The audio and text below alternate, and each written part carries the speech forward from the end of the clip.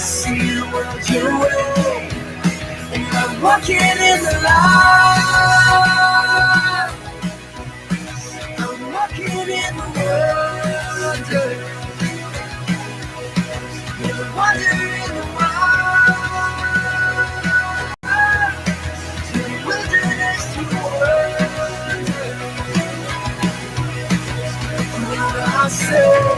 I see the world in love. I see the world in freedom. I see the Jesus way. And the wonder in the wild.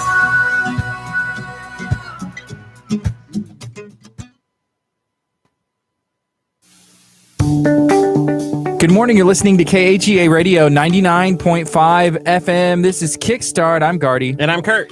And it is Wednesday. It's a beautiful Wednesday morning. It's nice and crisp. It's nice and cool. We went and had chili yesterday at the Texas pit stop. Or I say we, I did. You had something else. I had the Casper, of course. It was delicious.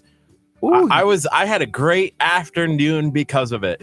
Yes, so did I. I was actually looking at a video that we posted from there. So if you haven't seen the chili at Texas pit stop, go check out the video. And then I promise you, you're going to want to either go have a Casper or go have some chili for lunch. It's perfect weather for it, right? It's perfect weather for it. I was watching it and just looking at the macaroni and cheese on your Casper sandwich, which is brisket with macaroni and cheese on the bread and all the fixings and barbecue sauce.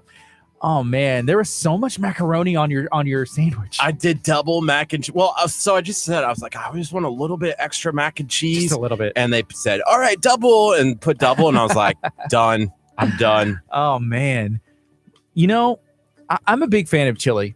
And I saw a post on Bay Area Houston Food Lovers group earlier. Did you see it? Where somebody was saying like, hey, I'm tired of seeing videos on chili. I'm tired of people debating about the great chili debate of 2018, like, do beans go in chili? What goes in chili? And it's just kind of an interesting world that we live in today.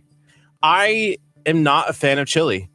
I have said this before. I am not going to a restaurant and getting chili. I hate beans. Yeah, but you don't have to have, that's one of the debates. Like, hey, beans do not belong in chili, right? Yes, beans do not belong in chili. But I'm still not getting chili. It's like soup. I'm not getting soup. I don't think that chili is considered soup. That's my opinion. Chili is a delicacy in my household. Chili is a way that we can like purchase things from each other. Like, I'm like, excuse me, can I have, Kellen, my son, he's 5. Can you please go do your chores? And he's like, I don't know. I'm like, okay, fine. I'll give you chili. And he's like, all right, it's a deal. You know what I mean? Chili, cheese, and it's bonus points if you throw it on top of something that's fried. That's the way that we roll. We call it Garcia Delight. And that's something my wife coined. Whenever she married me, she realized how big of I didn't know that was a thing. Like I thought everybody liked chili and cheese. She's like, wow, you literally could just eat chili and cheese and throw it with some Fritos and you're good to go. It's Frito pie and it is amazing. You had that yesterday from Texas Pit Stop, the Frito pie chili. Well, yeah, I did. Basically, because you had the Frito pie on top, basically. Yeah, so it comes with a bag of Fritos. And then I was like, I'm just going to you know how you were like extra mac and cheese. I'm like, I'm just going to take a little bit of an extra bag of Fritos and rock and roll. Hey, I'm not even going to joke. I was like already planning this morning how I can get over there and get some more Frito pie from the pit stop. Dang, that's funny. But you know what? To be fair, you'd go eat another Casper sandwich. Man, I probably could. If I could do a Casper sandwich every day, I would be 350 pounds. Muscle. I would be happy. I would be so happy. Hey, this is something I need to ask Cody. I see Cody Garza. He is Al Garza from Premier Martial Arts. That's Al Garza's Grandmaster Garza's son. So it's Master Cody Garza. My son Kellen, he trains at Premier Martial Arts and is loving it. He was there last night. So we were talking about the Battle of the Badges that is taking place. And I was asking Curt, if I set up something called the Battle of the Radio Stations, if Premier Martial Arts would be willing to kind of train Curt, if he's going to be boxing or doing some kind of martial arts against, I don't know, probably someone stronger, someone more trained. Special K from 104.1. Yeah, I don't know, but would they be willing to help us out, put the work in with Curt to train him to be the ultimate fighting machine? And if that's something y'all can help us with, let us know. So shout out to Amanda.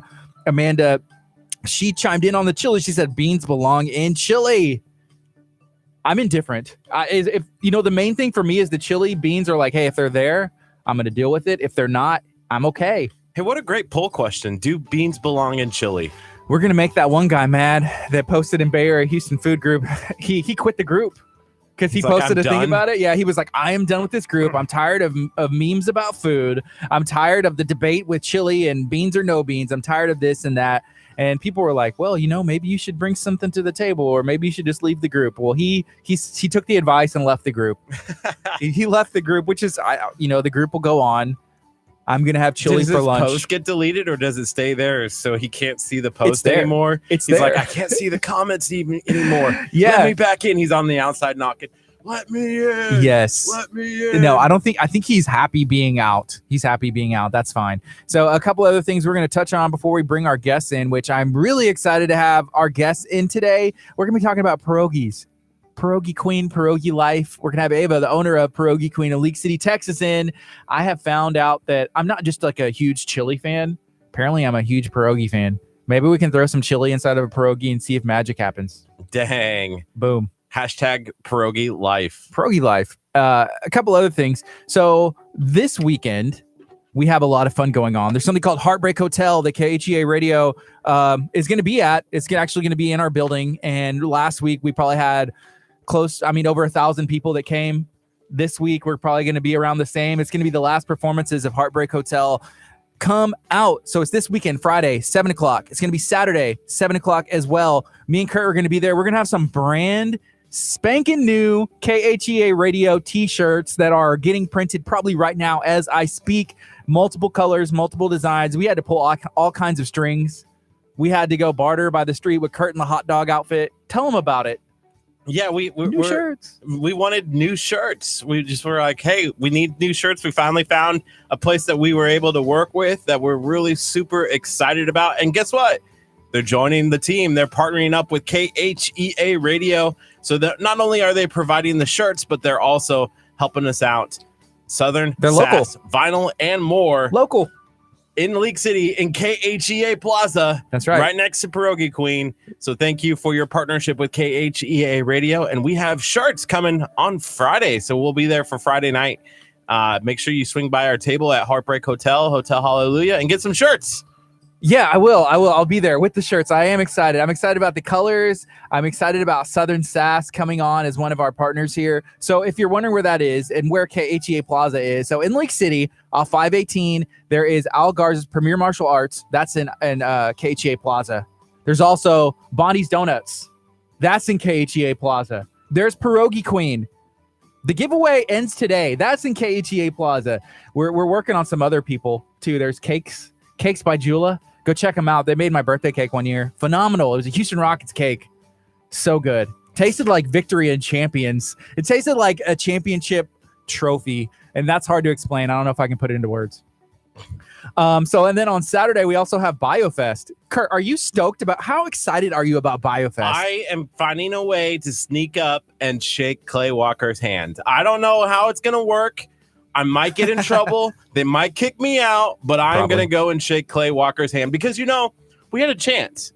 We could have said, we're going to keep the meet and greet tickets for ourselves. That's true. But you know what? Tomorrow, one lucky person is going to get that meet and greet pass to Clay Walker. Yeah, one person's going to win 2 passes. So you can bring somebody with you. Maybe you are a huge fan, or maybe you know somebody else who is a huge fan and you want to surprise them. Be like, hey, we're going to go meet Clay Walker on Saturday in Lamarck, Texas. So all you have to do to be eligible to win is like that video, comment, and share it out. You'll see me and Lamarck Mayor, Mr. Bobby Hocking. He's like a music legend. I've heard him sing, and it's like, what? That's Mayor Hocking? Yeah. In an ideal world, you would sing like Mayor Hocking, and I would be so happy. And I'd be like, all Curt, of us would be. Curt, can you just sing me something right now? And he'd be like, yeah, like singing something out. And I'd be like, oh man, Curt, I could just listen to you sing all day. But that's not the world we live in. It's kind of sad. You can go find those YouTube clips of Mayor Hocking singing, and you'll be like, what? That's awesome. Yeah. So that is this weekend. And then next weekend, we have an event going on as well. So I posted something last night about Ascension that's taking place at Abundant Life KHEA Radio is helping sponsor. We're helping put it on. We want to pack the place out. We know that we can do it. We just need people to come. And we're trying to spread the word. October 26th. It's going to be a fun night of worship. And there's a really good band playing that night that Gardy's a part of. I am. It's going to be great music. You're going to want to come on out October 26th. Yes. 7 o'clock, 601 Delaney Road in Lamarck. You'll get to hear me sing a song. So if you've ever wondered, man, I wonder what Gardy sings like, then you're going to want to come there because you have definitely heard Curt sing. If you've listened to this show more than about 10 minutes, you've heard Curt squeak out some lyrics. But I try not to because I'm trying to save my voice. But anyways, October 26th, come out. It's called Ascension. There's going to be food trucks there. All the food's going to be free. So I don't know how to get people to come more than that. So we're going to have Smoke and D's barbecue fusion there. The food's going to be free. We're buying the truck out. So we want to get people here and we want to make sure that they have a good time. That's going to be October 26th, 7 p.m. Come hear some good music, be in a safe, friendly, fun environment. It's going to be a great time. I'm going to be probably eating Smoke and D's, playing some music on stage and watching Curt eat Smoke and D's from the back. D's barbecue. You gotta get the brisket macadilla and then cheers it.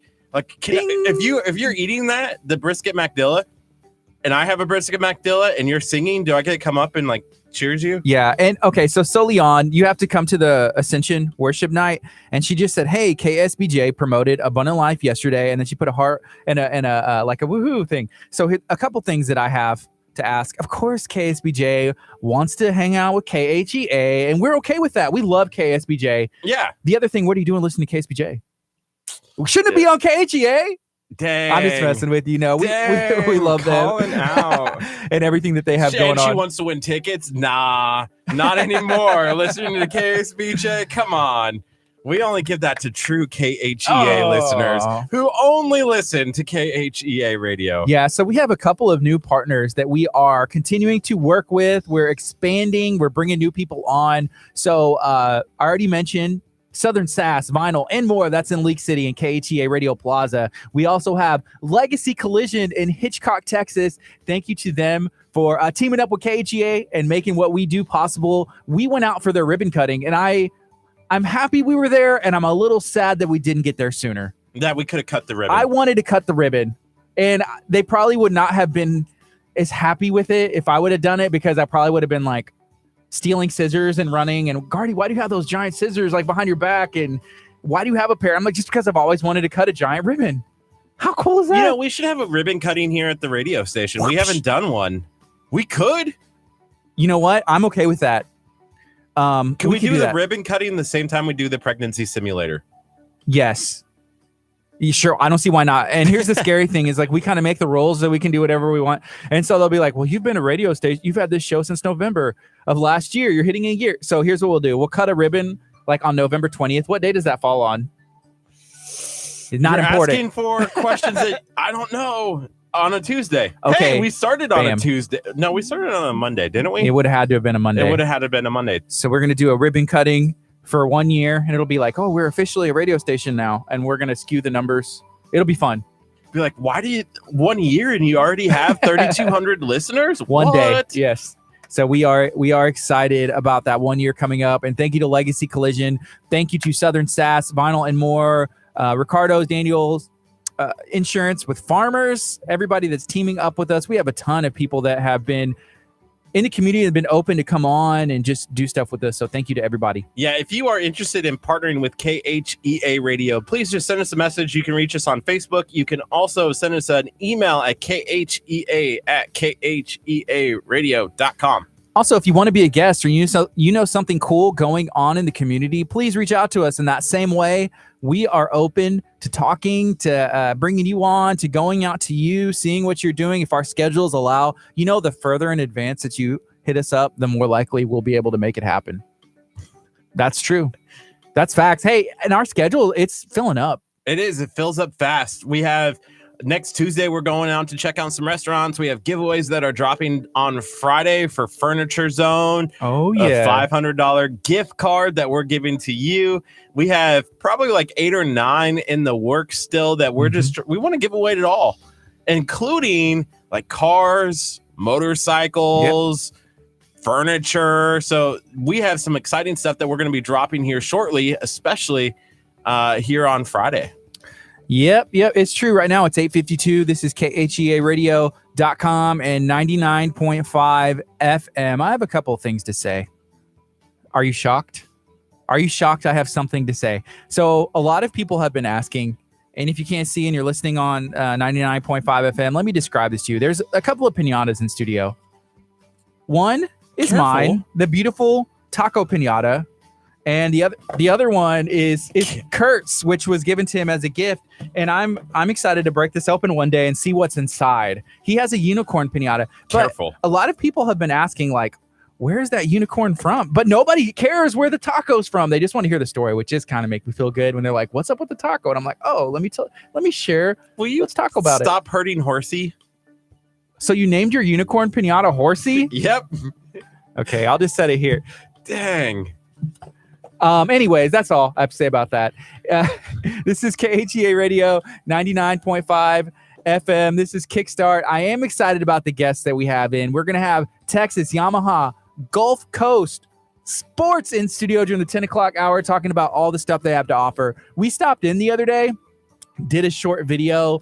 Curt was kind of scared to get up on the motorcycles, but I was scared if I sat on it, like it would just tip over. It's like a scene from the Pee Wee Herman movie, like Pee Wee's Great Adventure, where he like knocks all the motorcycles over. That's what you were scared was going to happen, right? Yes. But that's a Lamarck business. You know, anything that is in our area, we want to support business, local business. So go check out Texas Yamaha, Gulf Coast Sports. It's over there, like behind Kelly's Country Cooking.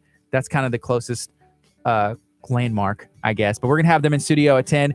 Oh, I just saw Ava stop in from Pierogi Queen. She's gonna be with us. We're gonna be talking about pierogies, pierogi life, and maybe like a font, maybe like a traditional Polish font that I can get my pierogi life tattoo on my stomach. Plus, we are giving away the gift cards during the 9 o'clock hour. Oh, so yeah. we still got some time to enter in. If you haven't done so already, like, share it, and comment on our featured video, which is the Pierogi Queen giveaway. Then you need to do that. Like, share, comment. You'll be entered to win. We'll have your names in the software. It picks it. We pick the 3 winners, and then we announce those winners during the 9 o'clock hour before Ava leaves. Yeah. Also, don't forget about Lamarck BioFest that's going on. We have a giveaway going on to meet and greet Clay Walker, and you're also another winner is going to win VIP tickets where they'll be able to have that VIP access. I think even like special parking, and that's something I want.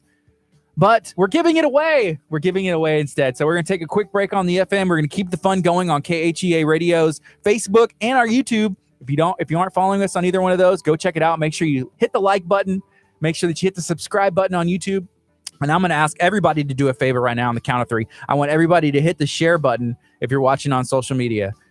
And Curt, again, is like creating cracks in his phone screen because he's hitting this share button so hard. He's like smashing it. So 1, 2, 3, share this out. Love you guys. We're going to take a quick break. This is KHEA Radio 99.5 FM. Coming up next is Elevation. Do it again. Stay tuned. We're going to be talking about pierogies, Polish food, and what's next for Pierogi Queen. I've heard rumors and rumblings of rumors. There's some big things happening. Polish food in Houston. ... Boom.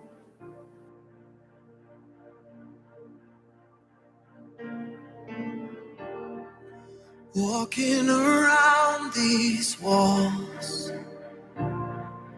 I thought by now they'd fall, but you have never failed me yet.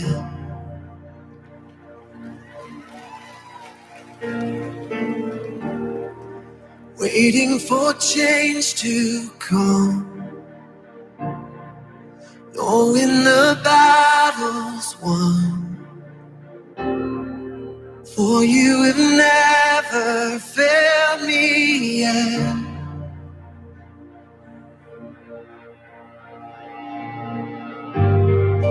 Promise still stands, great is your faithfulness, faithfulness. I'm still in your hands, this is my confidence. You've never failed me yet.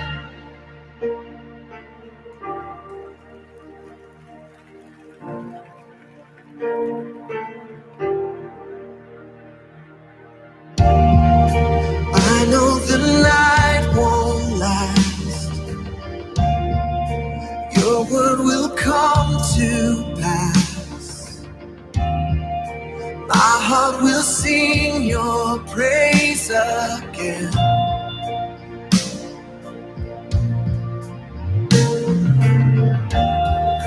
Jesus, you're still enough.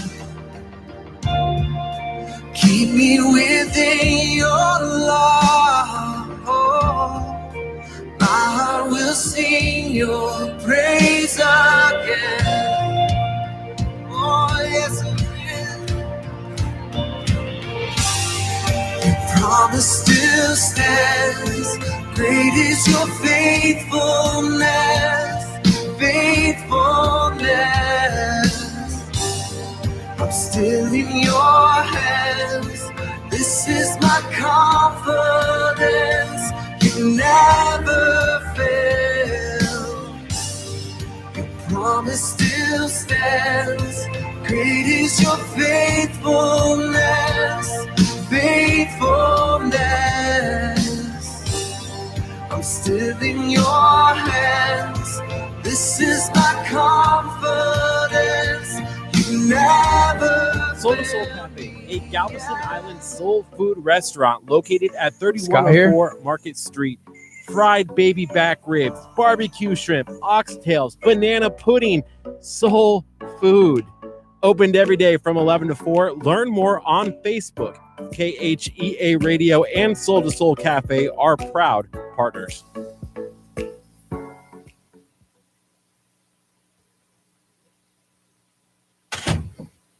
What's up, everybody? Hopefully everybody's doing good. There's some funny stuff happening, and I'm gonna see if y'all can hear me now. Can y'all hear me? Hopefully y'all can. So apparently I didn't. Apparently Curt went rogue on our software. I don't know what happened. What happened, Curt? I think when we switched over the KHEARadio.com, it did. It did that. There's always some funny stuff that happens. Anyways, I am excited for us to be talking to our next guest that I feel like I've become part of the family in a way. Hopefully they feel the same. We have Ava in from Pierogi Queen. How are you doing today? I'm doing well. Hi, everybody. Yes. Thank you for joining us. So can you give us a little bit of background? Maybe like where is Pierogi Queen located? And then we'll kind of start from there and go back. Okay, that's easy part. Pierogi Queen is located in Lake City, 2047 West Main Street. It's really close to 45 freeway. Yes. So that is in something that we like to call KHEA Plaza, because there's a lot of businesses there that we have come across. And we started with Bonnie's Donuts. And then we just realized there's so much good like all around there and kind of stopped in. Yeah, it's like a family now. It is. Yeah, it's very cool. So, okay, can you tell me, where are you from? Originally, Yes. I'm from Poland, of course. I was born there and raised. And how long were you in Poland? When did you move somewhere else? Well, I moved to US in 2001, so not that far from here. Okay, and then I heard a little bit about your story. Did you end up in Chicago? Yes, we lived in Chicago for a couple years. And why did you come to the United States? Well, looking for a better life. Yes. That Poland was not that easy to live in, so we were trying to find something better for us and for our children. How many kids do you have? Just one. One. That's cool. Is it a boy or girl? It's a girl, but it's not child anymore. She's 30 years old. Hey, that's still a child. Kurt's 30 and he acts. How do you I act like I'm definitely 12 some days. Is she local here? Is she in Chicago? Is she in Poland? Where is she at? Well, she's in Houston too. She moved after us. That's and awesome. She's living in Heights right now. Okay, yeah. The Heights is a really cool part of town. So I used to live in downtown, and we've actually done some stuff in the Heights where there was a Sammy's Wild Game Grill. Well, it might be considered like uptown, like Heights area, but they have some cool food. There's a lot of cool food in Houston. Oh yeah, there is a lot. In Heights is the place to go to eat, and we're gonna be there too. Yeah. So okay. So Pierogi Queen, you brought some of your Polish heritage, and you moved to Chicago. And then when did you come to this area? We came to Texas like almost 6 years ago. we were looking for a better place to live, came for vacation for 10 days. And when I saw the people and the places, and that Texas is so much similar to Poland, Mm-hmm. so we decided to move in and we fall in love immediately. That's awesome. So, I am just curious because I've never been to Poland. I would love to go, but in what ways is like Houston or Texas similar to Poland? Like, what reminds you of back home? Well, it's hard to say. Mostly the people, I The people. guess. Yeah. We are so easygoing, Yeah. straight. It's easy to talk to the Texans. Yeah, so it's the Texas same. is pretty chill. Texas is Yeah. chill. The people, there's a thing that we call like Southern hospitality. You know, we have the same in Poland. So thank you for helping me. yeah, there's just like, hey, you're gonna take care of people, and there's good food here. There's some variety of food, but I'll be honest, I never tried Polish food up until we met. I'm gonna say maybe about a month ago now. You're not the only one here. Yeah, but if more people had it, I think more people would be living the pierogi life like I do now. Yeah, we need that. How do we get people to do that? I mean, we need to, I guess, like spread the good news, like pretty much. And it's different. Have you seen that? I guess like culturally, people are kind of tied into certain kinds of food here. Yeah, they are used to the Texas food mostly, but we are close to you guys. It's so homey, so simple. Yes. We don't put too many spices and stuff like that. It's just easy to cook, easy to eat, and that's comfort food. Yes. So everybody who has the courage to try it, likes it. Yes. Yeah, you just gotta. I think for the Polish food, you just gotta go and do it. Like it. You'll show up, and I love sausage. Like I love everything sausage, and they have sausage. Polish food has sausage in it. Oh yeah, we have thousands of them. Is that what y'all are known for? Like, what's kind of the main thing that's like, hey, boom, that's Polish food? That's pierogi and stuffed cabbage and kielbasa. Yeah, Kielbasa. So sausage. the kielbasa is the sausage, right? Correct. Okay, and so we did a video, and we were giving people the opportunity to win gift cards and chances to go get some pierogi queen. And there's something smoking on the plate, and a lot of people were asking, what is that? It looks like fajitas. It's almost like a display coming out or something. What was on that plate? Yeah, that was the sausage, the biggest one. We call it zwyczajna. Zwyczajna, that means average. Okay. Doesn't mean it's a bad one. It's the best one, I would say. Yes. And that's the hot sausage with bigos. Bigos, it's hunter stew. Hunter stew, it's made from cabbage, from pork, from sausage, and it's cooked together and served on one hot plate. It's really good stuff. So it's called hunter stew, but it's not like a traditional stew or a soup, right? Because I mean, it's straight up on the plate. Whenever I think of stew, I think of like a pot.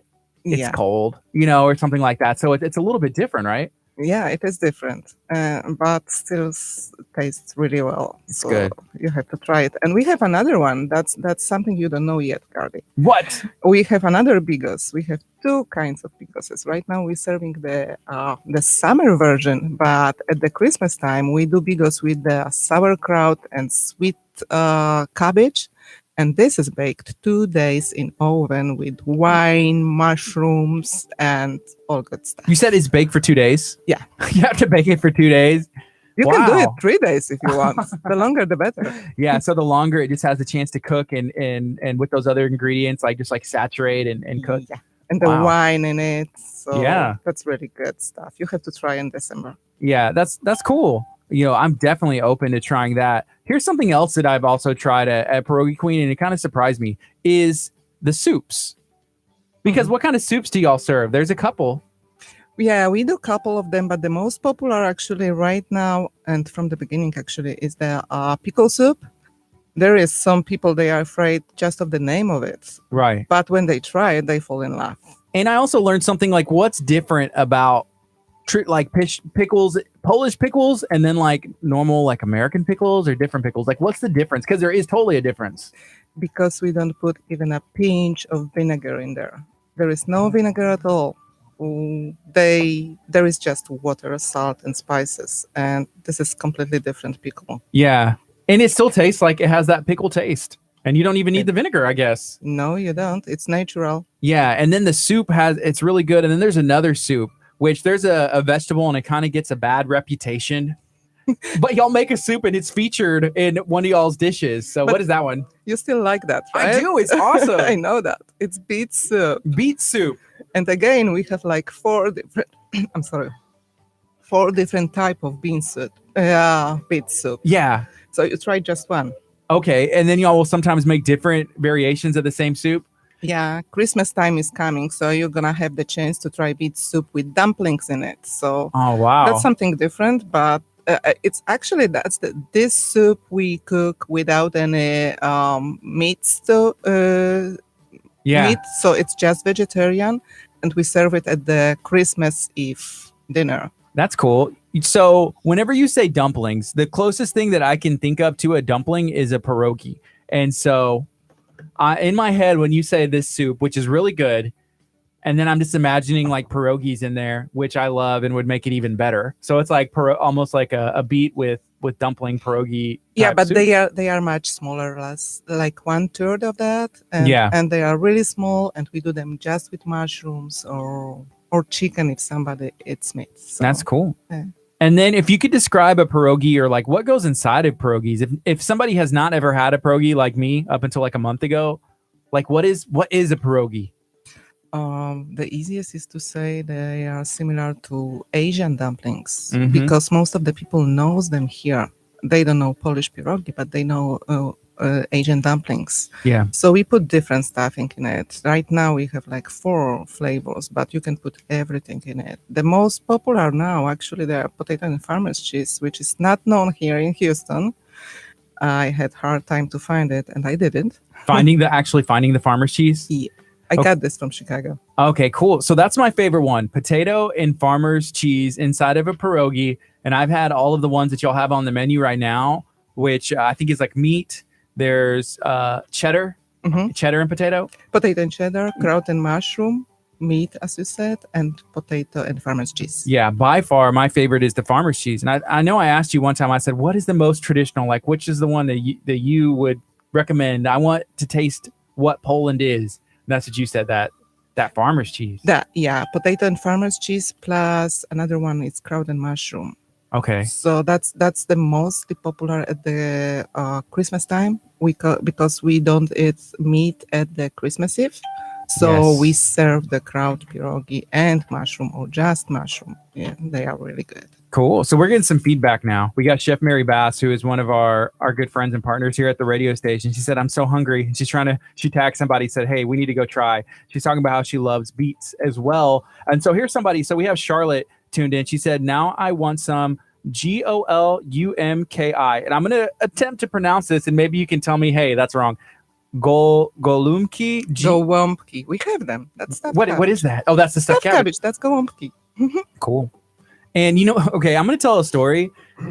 I meet people that in Pierogi Queen whenever I go. So if I'm there, just randomly, which happens a lot more than not. I guess. We're on the road and we might be in like Lamarck and we might be, or even in Galveston. He goes, hey, can we just make a quick detour to Pierogi Queen? There's all the construction they're doing right now, and you never know. And I feel it's going to be so awesome when it's done. We'll go out of our way for Pierogi Queen for sure. And we love you for that. So if I'm in there and there's somebody at a table and they're trying to decide what to order, because a lot of people, it may be their first time. They've never had Pierogi Queen or pierogies or anything. So they're looking at the menu trying to decide this, and I'm like, hey, what are y'all getting? Or do y'all have any questions? Let me help you out. I have your answers.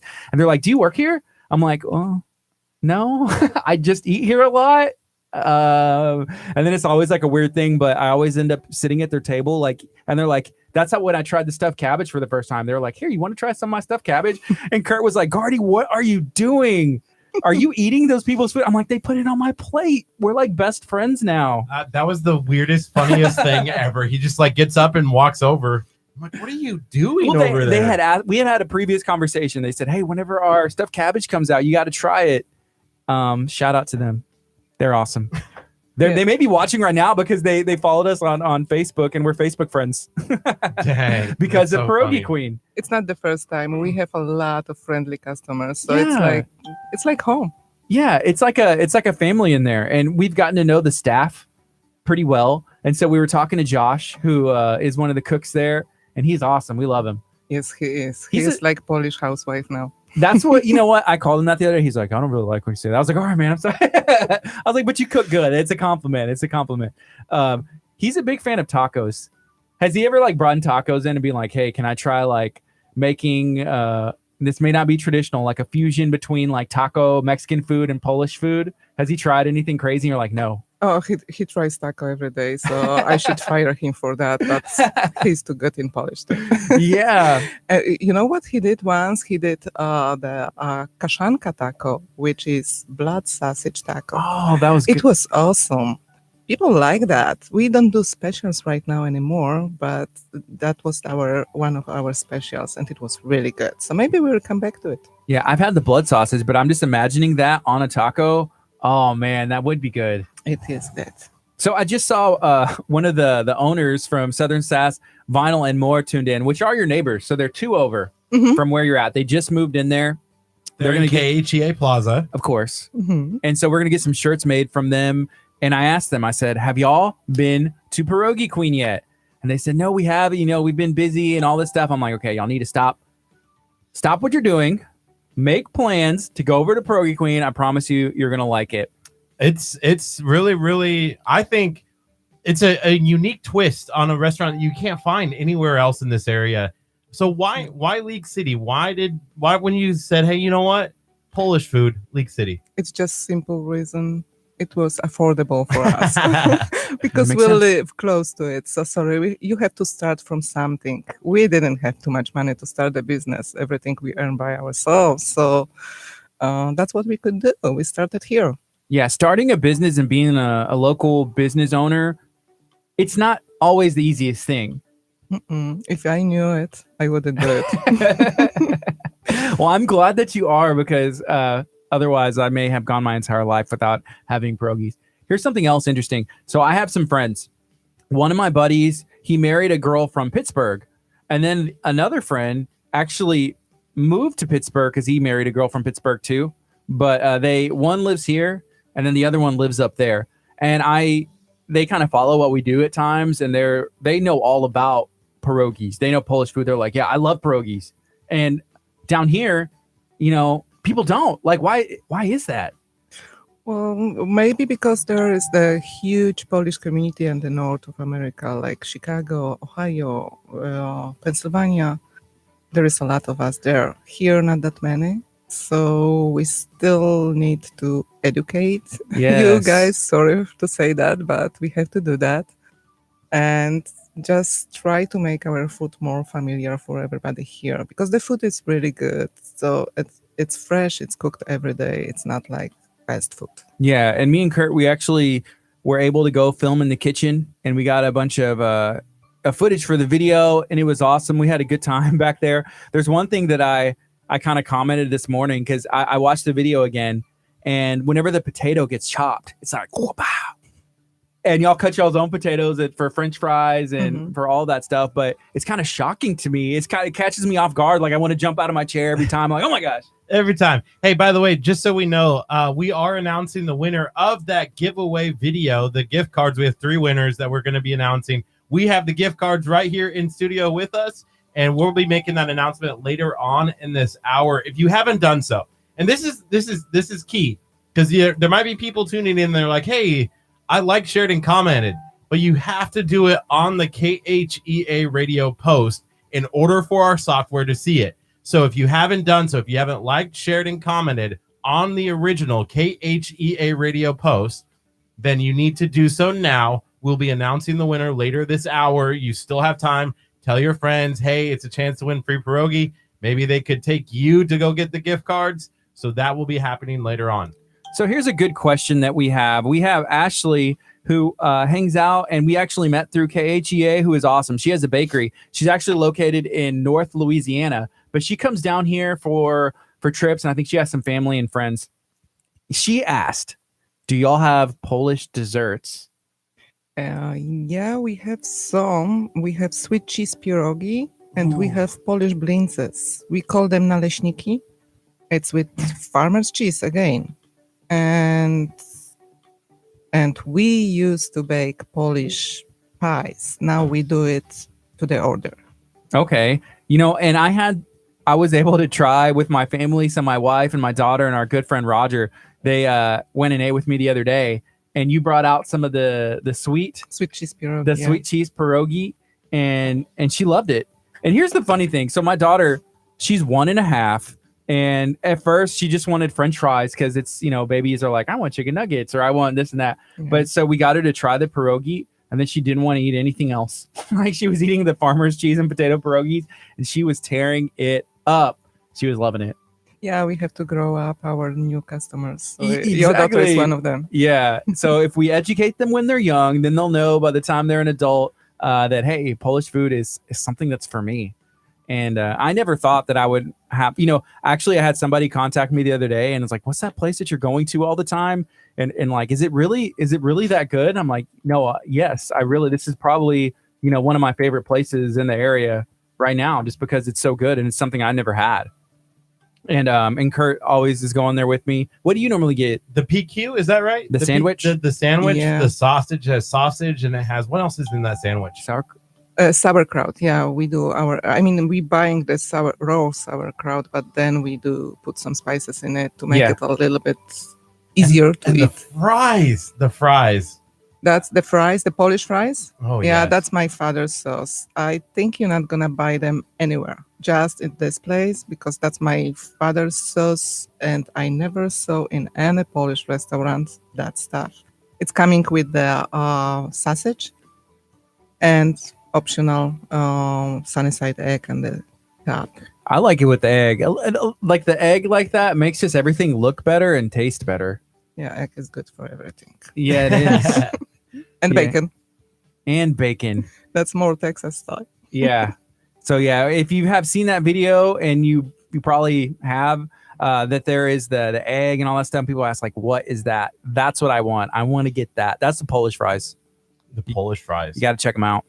Can we talk a little bit about, you guys got some exciting news happening in 2019. Do you want to share with us what's happening in 2019 for? We talked to Josh, and I don't know if he's supposed to tell us stuff, and there was like some plans. I don't know. Is there something happening next year?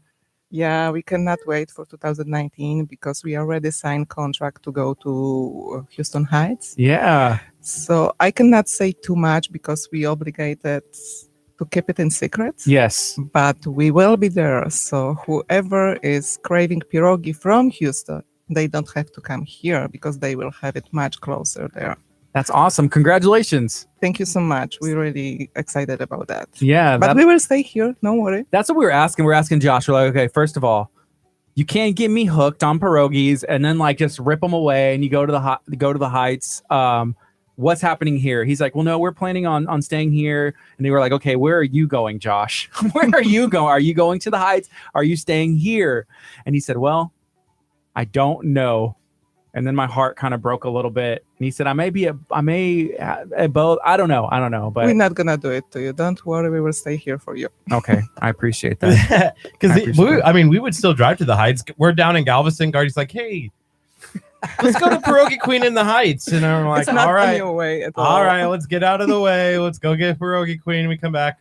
It's like 5:00. We're getting back to the radio station. Scott's like, where have you been? We And we're literally like, did nothing, but we got pierogies. We got pierogies. We didn't have anything else that we did, but got my work done. got our work done. Yeah. So we have somebody saying, Ashley, actually, she said Polish pies, that her grandmother, that she made those, and she really needs to dig into her heritage more. So Ashley, you are Polish? That's cool. I don't know. What are some other things that your grandmother made that was from that Polish side of your family? I don't know. And that's something I guess people need to do.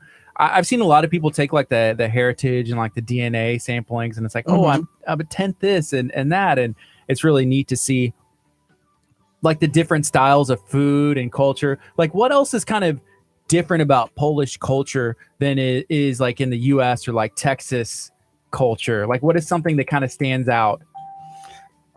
Well, one thing I've noticed is the music is, obviously it's different music, but sometimes when in Pierogi Queen, you'll have like traditional Polish Yeah. music playing. Yeah, I'm trying to put the Polish radio station.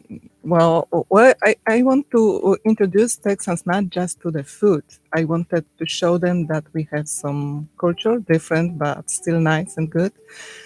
Right now, we have even gallery on the wall. You didn't say it yet. What is that? We have painting gallery. We have one Polish girl. She's an artist, and she brought some pictures That's on our cool. walls. Yeah, you can buy the picture. So we sharing also Polish festival. We every year. Right now, next month we have 21st annual Houston Polish Festival film movie.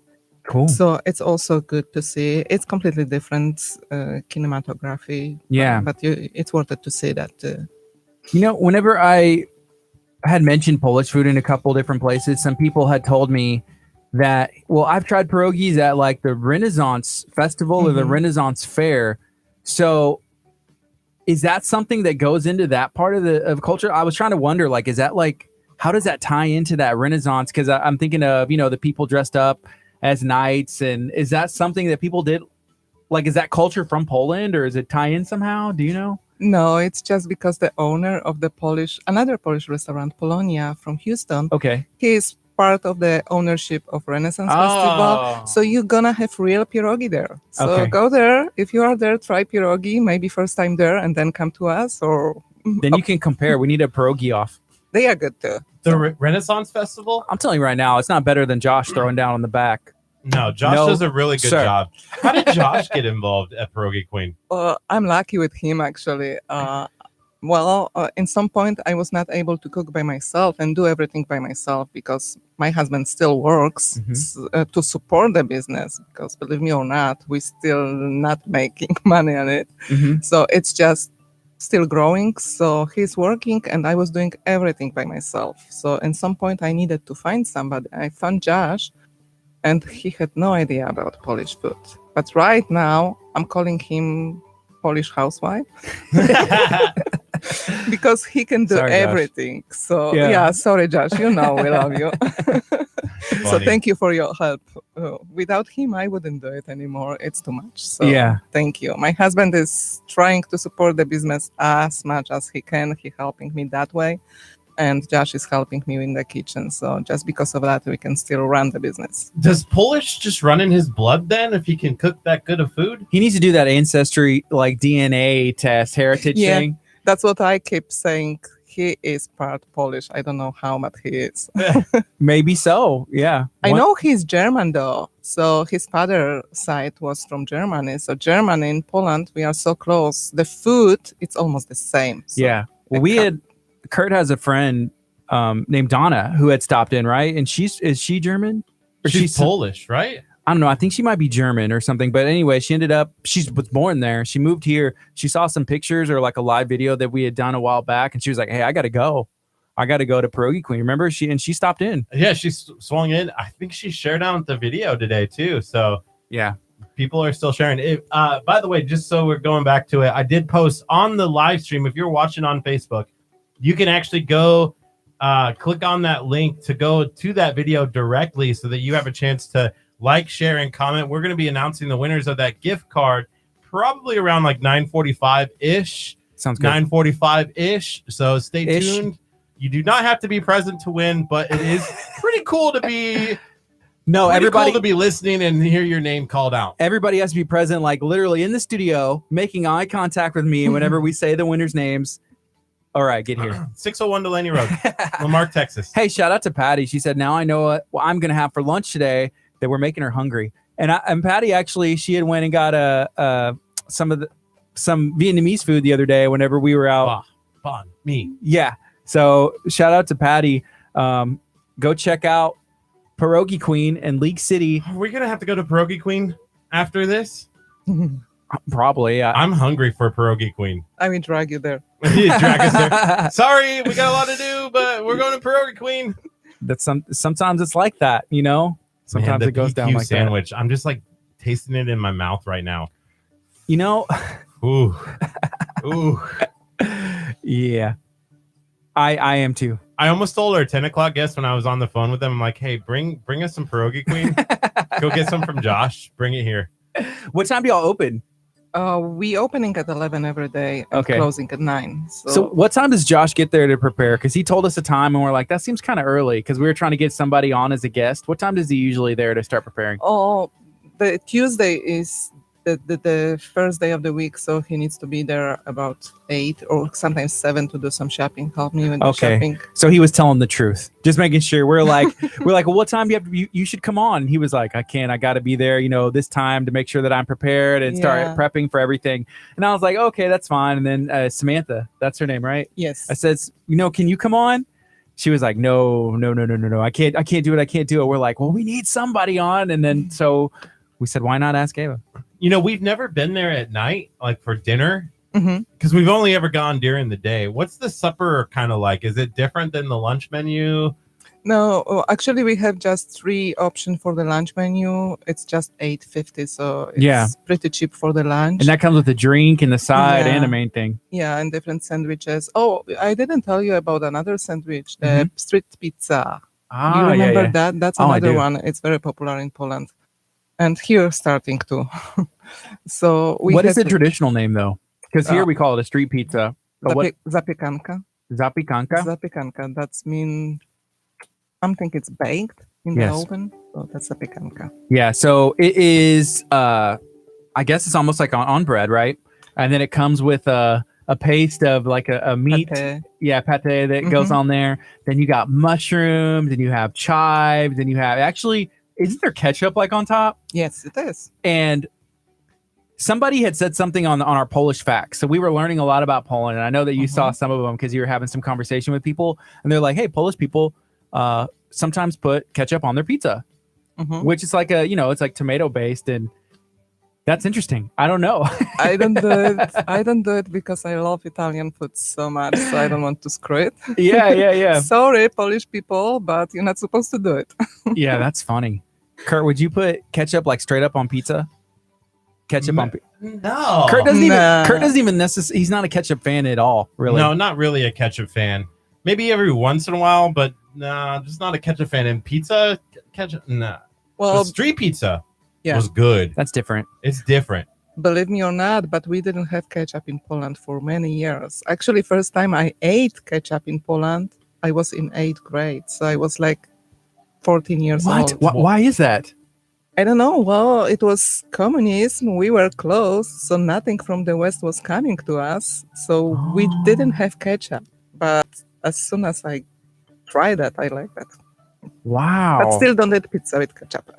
So Carolina Porter said, I used to get made fun of for that when I first moved here from Poland. So I guess she used to have her pizza and she's like, yep, just got this ketchup, boom, boom. And the people are like, what are you doing? Yeah, they do that. I'm sorry. Yeah. I don't know. Hey, yeah, if it's good and you like it, do it. Yeah, free country. Exactly. So that is weird. You got started introduced to like ketchup and like, is there any other food item like that you got introduced to later in life? Oh yeah, actually, corn. Corn. Yeah. I wonder if that was Nebraska. Curt's from Nebraska, and that's kind of what they're known for. Corn. Yeah, we didn't have corn. So we had only corn that the cow was fed with this. So we didn't have the regular corn for people to eat. Yeah. What do you think we're going to do with the corn? Yeah. So there's a lot of things that we do with the corn in Nebraska. We husk it. Sleep on it. Pillow. On it. Weave blankets out of the husk. Wow. So when you see our coleslaw has corn in it. Okay. You wouldn't find that in Poland. It's mine stuff. I just like corn since I started. So I started putting this into the different stuff. You know what's interesting? So you always hear like, oh, the Pilgrims came over and the Native Americans were here. Whatever happened. But that the Native Americans were growing corn here in, what's now the USA. And before, I guess they didn't have corn. So it kind of makes sense. I don't know. Just interesting. I feel like I don't know much about history and I should probably learn more, but I'm learning now. That's because in 8th grade that you just had to take Texas history. They should have been teaching you about Nebraska history. First of all, Curt, it was 7th grade that everybody takes Texas history. So let's get it right. Texas history is awesome. Remember the Alamo. I'm being introduced to Polish history right now. There is no such thing as Nebraska history other than Nebraska football. corn. We're talking to Ava from Pierogi Queen, located in League City, Texas. Yeah, and you're listening to 99.5 FM KHEA radio. Ava, what's next? Like, what kind of food items are you experimenting? Are you trying new items? What would you like? Man, if I could make this is what's happening. There's nothing new. It's old stuff from my table from home. Well, I'm excited So, for but- Josh to bring back the blood sausage tacos. Yeah. Well, we will think about that. I know we'll do some new dishes for the Christmas time. So Yeah. another thing, if you want catering, we do that. That's cool. Yeah, we will do not only Polish food. So if somebody wants some American, we do it too. Like the fusion. Yeah, kind of. Yeah. But yeah, you're right with the taco. Maybe we'll do that once. At least let me sample it. Let Okay. Josh bring in tortillas to the back. Okay. Just give us a call when you're coming. Actually, he has tortilla every day there, so no worry. I would say I can bring my own, but Josh is probably like, "Nah, I got you." Take off his jacket, like his jacket. He has a tortilla in there. Yeah, good supply in there. Man, yeah, and okay. So with the people that work there, we've noticed it's like a family, and so whenever we started going, I felt like I was almost welcomed into the family. So yesterday we were actually able to meet some of Josh's family and Samantha's husband as well, because they were eating lunch and just there. I don't know. It's a cool like family owned restaurant with a family atmosphere. Yeah, we like that. Hey, we're spending 80% of our life in work, so it's nice to have good environment there. Mm-hmm. So we want to have it, and we're trying to keep it. Yeah. So you always welcome. Customers are part of our family. Cool. How can people get where is Pierogi Queen? How can people get in contact with you? Our address is again 2047 West Main Street. It's close to 45 freeway in Lake City. The phone number is 713-244-4644. I know a lot of fours, but it's probably easier to remember. A lot of fours. And our website is www.pierogiqueentx.com, and it's the same with the email. So Mm-hmm. you can reach us many ways. It's on Facebook that way too, right? Yeah, it's Facebook, it's Yelp, it's TripAdvisor, so we are everywhere. You can find us easy, and Google Map. So Okay, yeah, Pierogi Queen TX. Make sure that you check them out. Go give them a like on Facebook. Go watch that video. There's still an opportunity to win one of these gift cards that Kurt and me are planning on trying to keep ourselves, so we can just have some Pierogi Queen. But we're gonna give them away. It's the right thing to do. So yes, go and find that featured video. I have posted it in the comments on our Facebook page. If you're listening over the airways on 99.5 FM, stop what you're doing. Well, pull over to the side of the road if you're driving. Stop what you're doing. Go find that video, like, share, and comment on that video. So that way you have a chance to enter to win. We do have 3 winners. We're going to announce those names here in just a little bit. Yes, and everybody will be a winner. Because, well, everybody who hasn't tried Polish food yet, because you just learned like one of the best kept secrets in the area. And like I did about a month ago, and it will probably be in your rotation from now on, because it is definitely something different, and it's really, really good. So we're going to be doing those gift card giveaways. Ooh, look at that picture of the food It's pierogies on the gift card. That's how you got me. I'm like, all right, I'm done. We're going to Pierogi Queen for lunch. Yeah, Vicky. Come join us. Vicky said, she's like, blood sausage taco sounds tasty. yeah, So it is. we need some more people to chime in on that, so that way we can unleash Josh. So Josh now in the you kitchen. push me to extend the menu. I have to do it. Yeah. There is one new thing I didn't tell you about. There is one Polish food very popular. It's pączki. Pączki, they are like donuts. So Polish donuts, and they are very popular. We do them mostly at the Mardi Gras time. So I will try to have them That's cool. this year. I couldn't last year because of Harvey mess up some of our Right. plans, but maybe next year. So what's up, everybody watching on Facebook? Hello, Susan. Good morning, Vance, and everybody else that's hanging out with us. If y'all have any questions or maybe suggestions, or maybe, I don't know, any feedback, advice, or something like, what time are you going to be there today? Let us know, because we're going to try and go eat there as well. Maybe we can meet up. Say hello. 11:30, 11:45. We'll be there at Pierogi Queen. I'm trying Just to say think. thank you. Yeah, I'm trying to think. Let me look at the calendar. We were gonna do the office clean out. Oh, yeah. But- I saw how you were dressed today, and I was like, that's not happening. Nah, It's we're not going to Pierogi Queen instead. This is KHEA Radio 99.5 FM. It's Kickstart. We're going to be on till 11 a.m. We have Ava in from Pierogi Queen. It is a nice Polish restaurant here in League City, Texas. Locally owned, locally operated. Go ahead and share this video out. Let's spread the news, spread the love, and go check out Pierogi Queen today for lunch or for dinner or sometime this week. Put it on your calendar. Make it a point to go support local business this week and this month and really for the rest of your life, because local business owners, we kind of have to come together and support them. You know, they support us, and let's make this happen. This is who we are. Yeah, thank you for doing that. No one problem. One of the things that I want to ask is, what is maybe one of the things that Polish like history stuff that we just really haven't, like what's one thing about the country that maybe we don't know about? I would say there's probably a lot, because honestly, like, I think Americans get a reputation, and it's probably deserved, like even geography, like where things are. And it's like, well, yeah, okay, that's a stereotype. And then maybe that's right, you know? And so like, I know where Poland is now because there's a map. There's a map of it on the inside of Pierogi Queen. But yeah, I don't know. I'm sure there's a lot of history and culture and just stuff that we don't know. Yeah. Well, what is typical for us Polish people, it's hard to kill us. So we are so strong people. We trying to accommodate to any circumstances. So we are Just tough. strong, tough. Yeah, Yeah. just because of the life there, it wasn't easy. I cannot complain. I had pretty good life there, but still, the communism gave us the strength to go through any problems in Yeah. our life. Do you get to go So we're back? kind of, no, I don't want to go back. Not even that's to- my to visit? country. Yeah, I'm going to visit. Yeah, I was Okay. there. My mom is still there. I have whole family there, so it's not like, actually nobody in my family was born outside Poland. So Wow. so Even your daughter. my daughter, everyone. So we are real Polish people. Mhm. It's not like some people. Actually, some customers says we are not authentic. Yes, we are.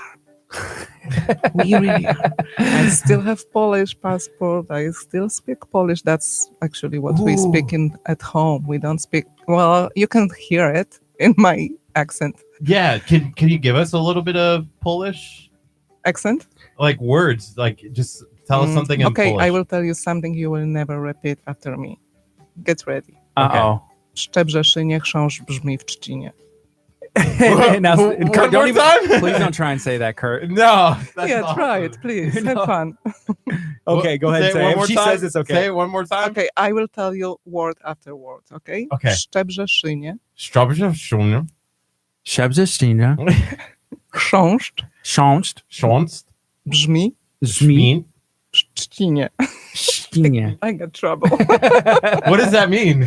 That's mean in the grass somewhere the beetle is making a noise. Like, so Where am I gonna use that? never, You never know. nowhere. It's See- just tongue break. When I was growing up in middle school, we had to take Spanish class, and there was Juana pasa la banana elanana, and so we were saying it, and I'm like, what does that mean?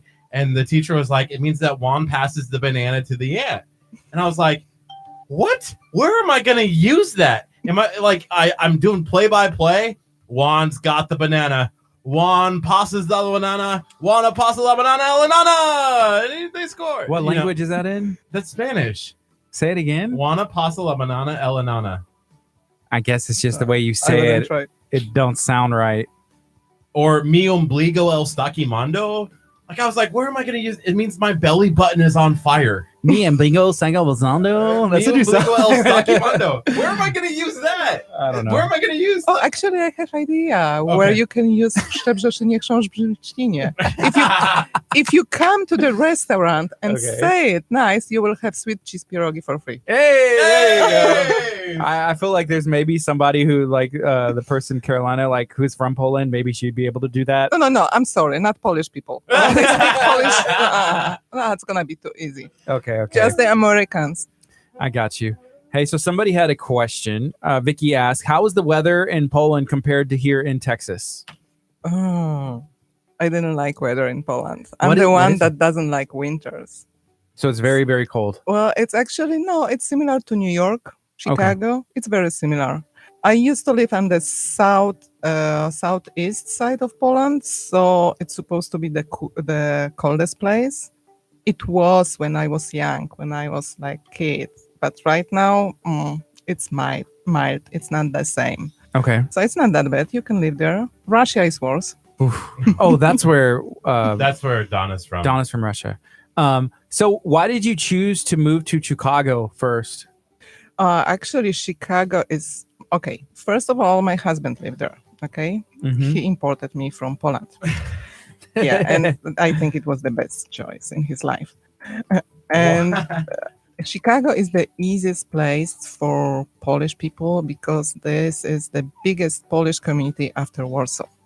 So you can actually do everything in Polish. You don't need to speak English there. Yeah, I know a lot of people there. They don't even say hello in English. Wow. So it's very easy. No, and as I said, my husband lived in Chicago, so Yeah. I went there. How do you say your last name? Is your husband Polish as well? Yeah.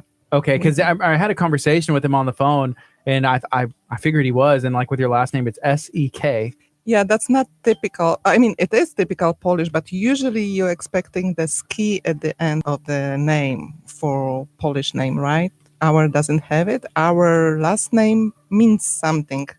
And the meaning of the sek is like not in the wood, you know? Yeah, That's who we are. Not in the woods. Not in the wood, yeah. that's kind of cool. Yeah. Well, short, easy to pronounce. I mean, yeah, your first name and last name. My first name Boom, is boom. yeah, just 6 letters. I'm done. Yeah. Yeah, sometimes when I have to spell my name and they asking what else, nothing. That's Yeah. it. Yeah, that's it. In school, that must have been really easy. All the kids are like spelling out their long names, and you're like, Yeah. I'm done. Boop, What's boop. next? Yeah, the Well- Polish names are really hard to spell. So what's your maiden name? Like, what name were you born with? my maiden name is Greta.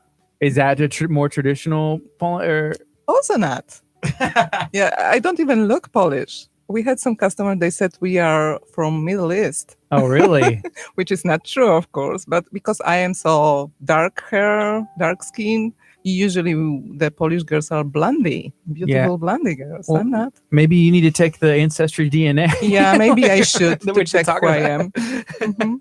Mhm. So we have another question from Susan. She said, "So what do you think of Texas? Like being here, and I guess like being from Poland, Chicago, and then here. Like, what do you think of everything in general?" Well, just what I said, and actually it is said on our website, I guess. We just fall in love in Texas. From the Mhm. first sight, we came here like 6 years ago, and we just love it. So I don't want to go back to Chicago. I don't want to go back to my husband used to live in San Francisco, and my sister too. So we were in California, but we feel home here. So we're not gonna move from here for sure. Cool. So we just love Texas. That's cool. So we have a couple people chiming in on the stuff we're talking about. So we have Carolina Porter, who she's the one who said that she was from Poland as well. She put ketchup on the pizza and got made fun of. And people were like, "What are you doing?" She said that her maiden name is, and I'm going to spell this, Godzizewska. You try, I Kurt. got it. Godswaka. No, No? Godswiz. I don't know. Was I close? I don't think I'm trying so. to find the name. So yeah, Carolina Porter. It's like the third newest one. Godzizewska.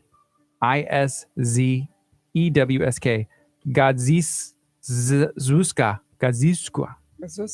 Zuska? I don't know. I think I was right. I still don't know. She said, "Go get Shevska. Go get Shevska." She's phonetic. Koszewska. Goshevska. Okay. Thank you for that. We Yeah, would have that's- never have done that.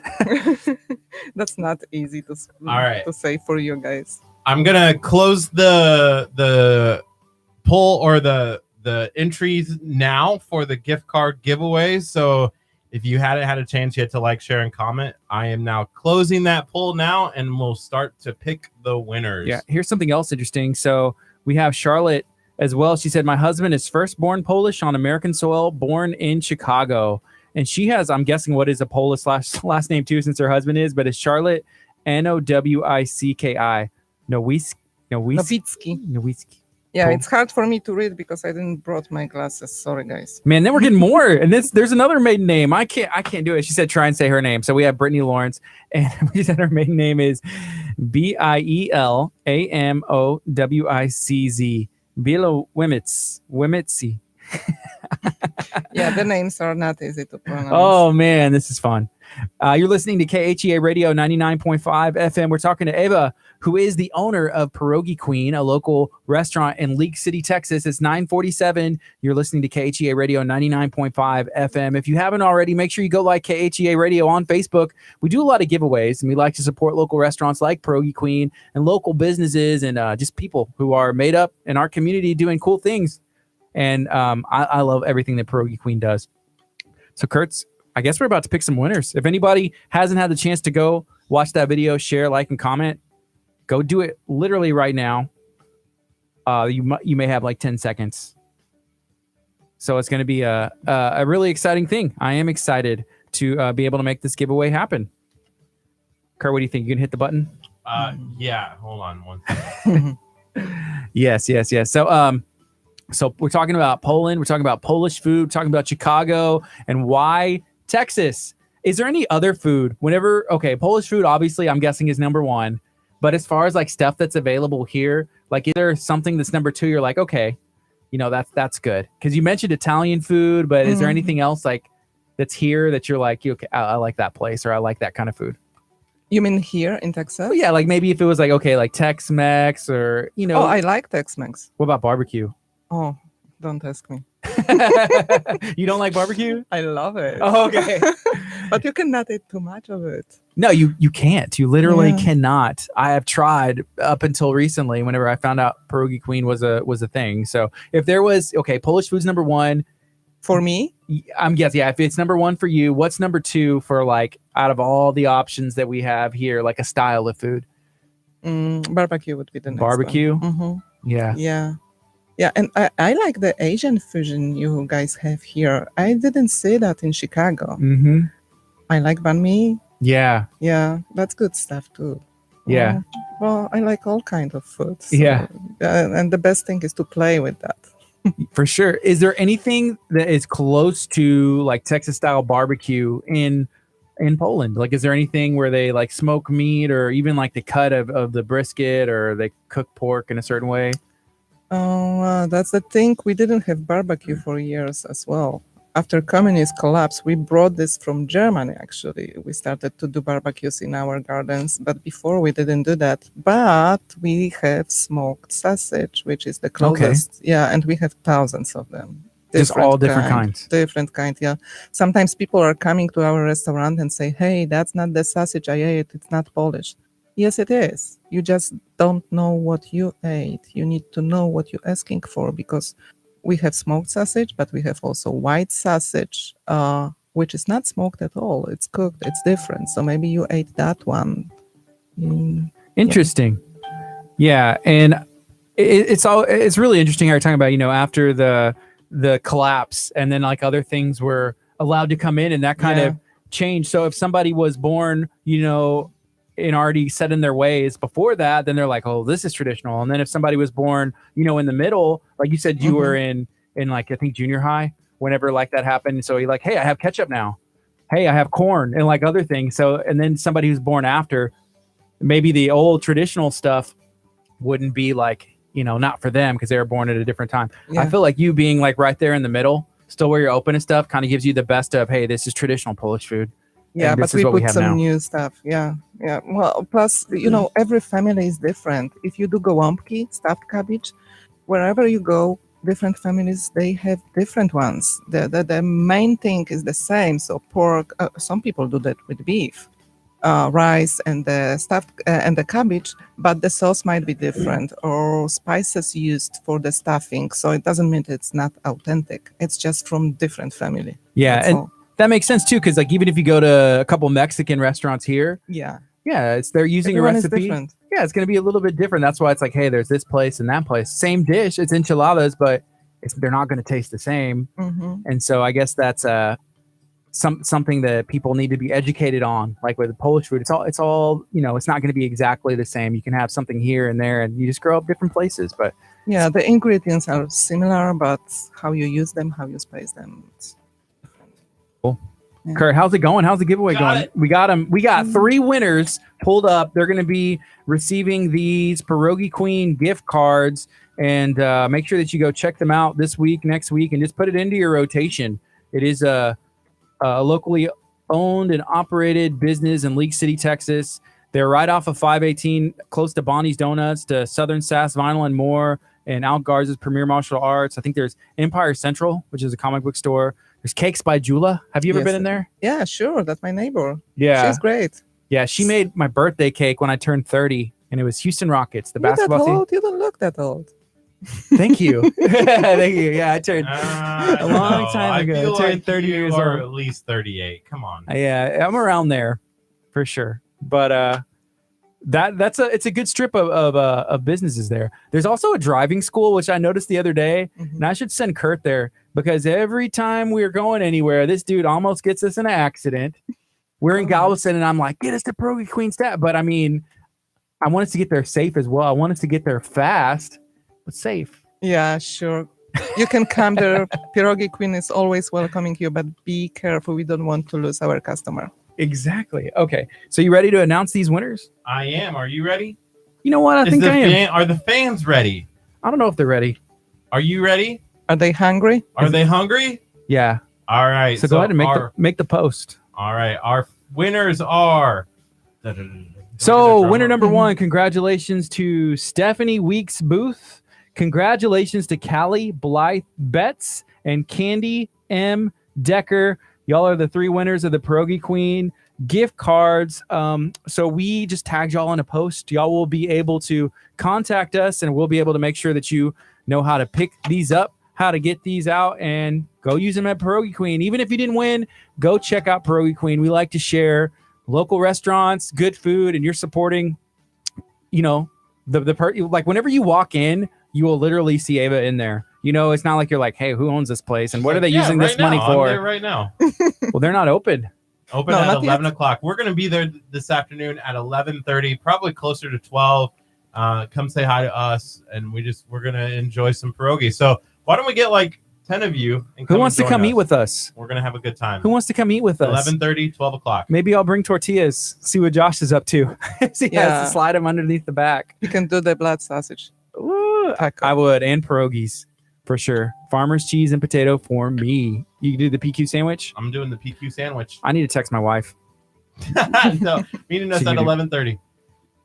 Yeah, you're listening to KHEA Radio 99.5 FM. This is Kickstart. We're going to be on till 11 a.m. We're talking to Ava, the owner of Pierogi Queen that is in League City. If you have any questions, if you have any thoughts or suggestions, let us know. That doesn't mean that, all your suggestions will be taken, but they will be taken into consideration and we will listen to them and we will ask your questions. But we like to do stuff like this. And I'm going to text my wife right now. Curt, if you could take a second and just, I don't know, ask something that you've always wanted to know. I'm going to tell her that we're going to go eat lunch. Where everything is. Where? Where Pierogi Queen is. Okay, one more time. Pierogi Queen is located in Cornerstone Plaza, which is at 2047 West Main Street, like close to 45 freeway. The phone number is 713-244-4644. The website is www.pierogiqueentx.com. You can check us on Facebook, Yelp, TripAdvisor, Google Map. It's just easy to put us on Google Map and it will lead you straight to the pierogi. Cool. Fantastic. We're super excited. So, is there anything else you want to add? Anything else somebody should know? Oh yeah, you should know. We are 100 Top in Houston for 2 years in a row. So you should know that.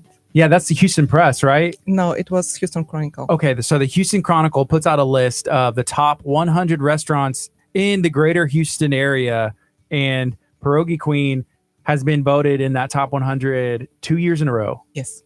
So if you don't take my word for it, which I think my word is very valuable, if you don't take Curt's word for it, which is like, it's kind of valuable. It holds something, right? You should definitely listen to the Houston Chronicle. It's the top 100 restaurants in the greater Houston area. Yes. That's not easy. There's a lot of food here.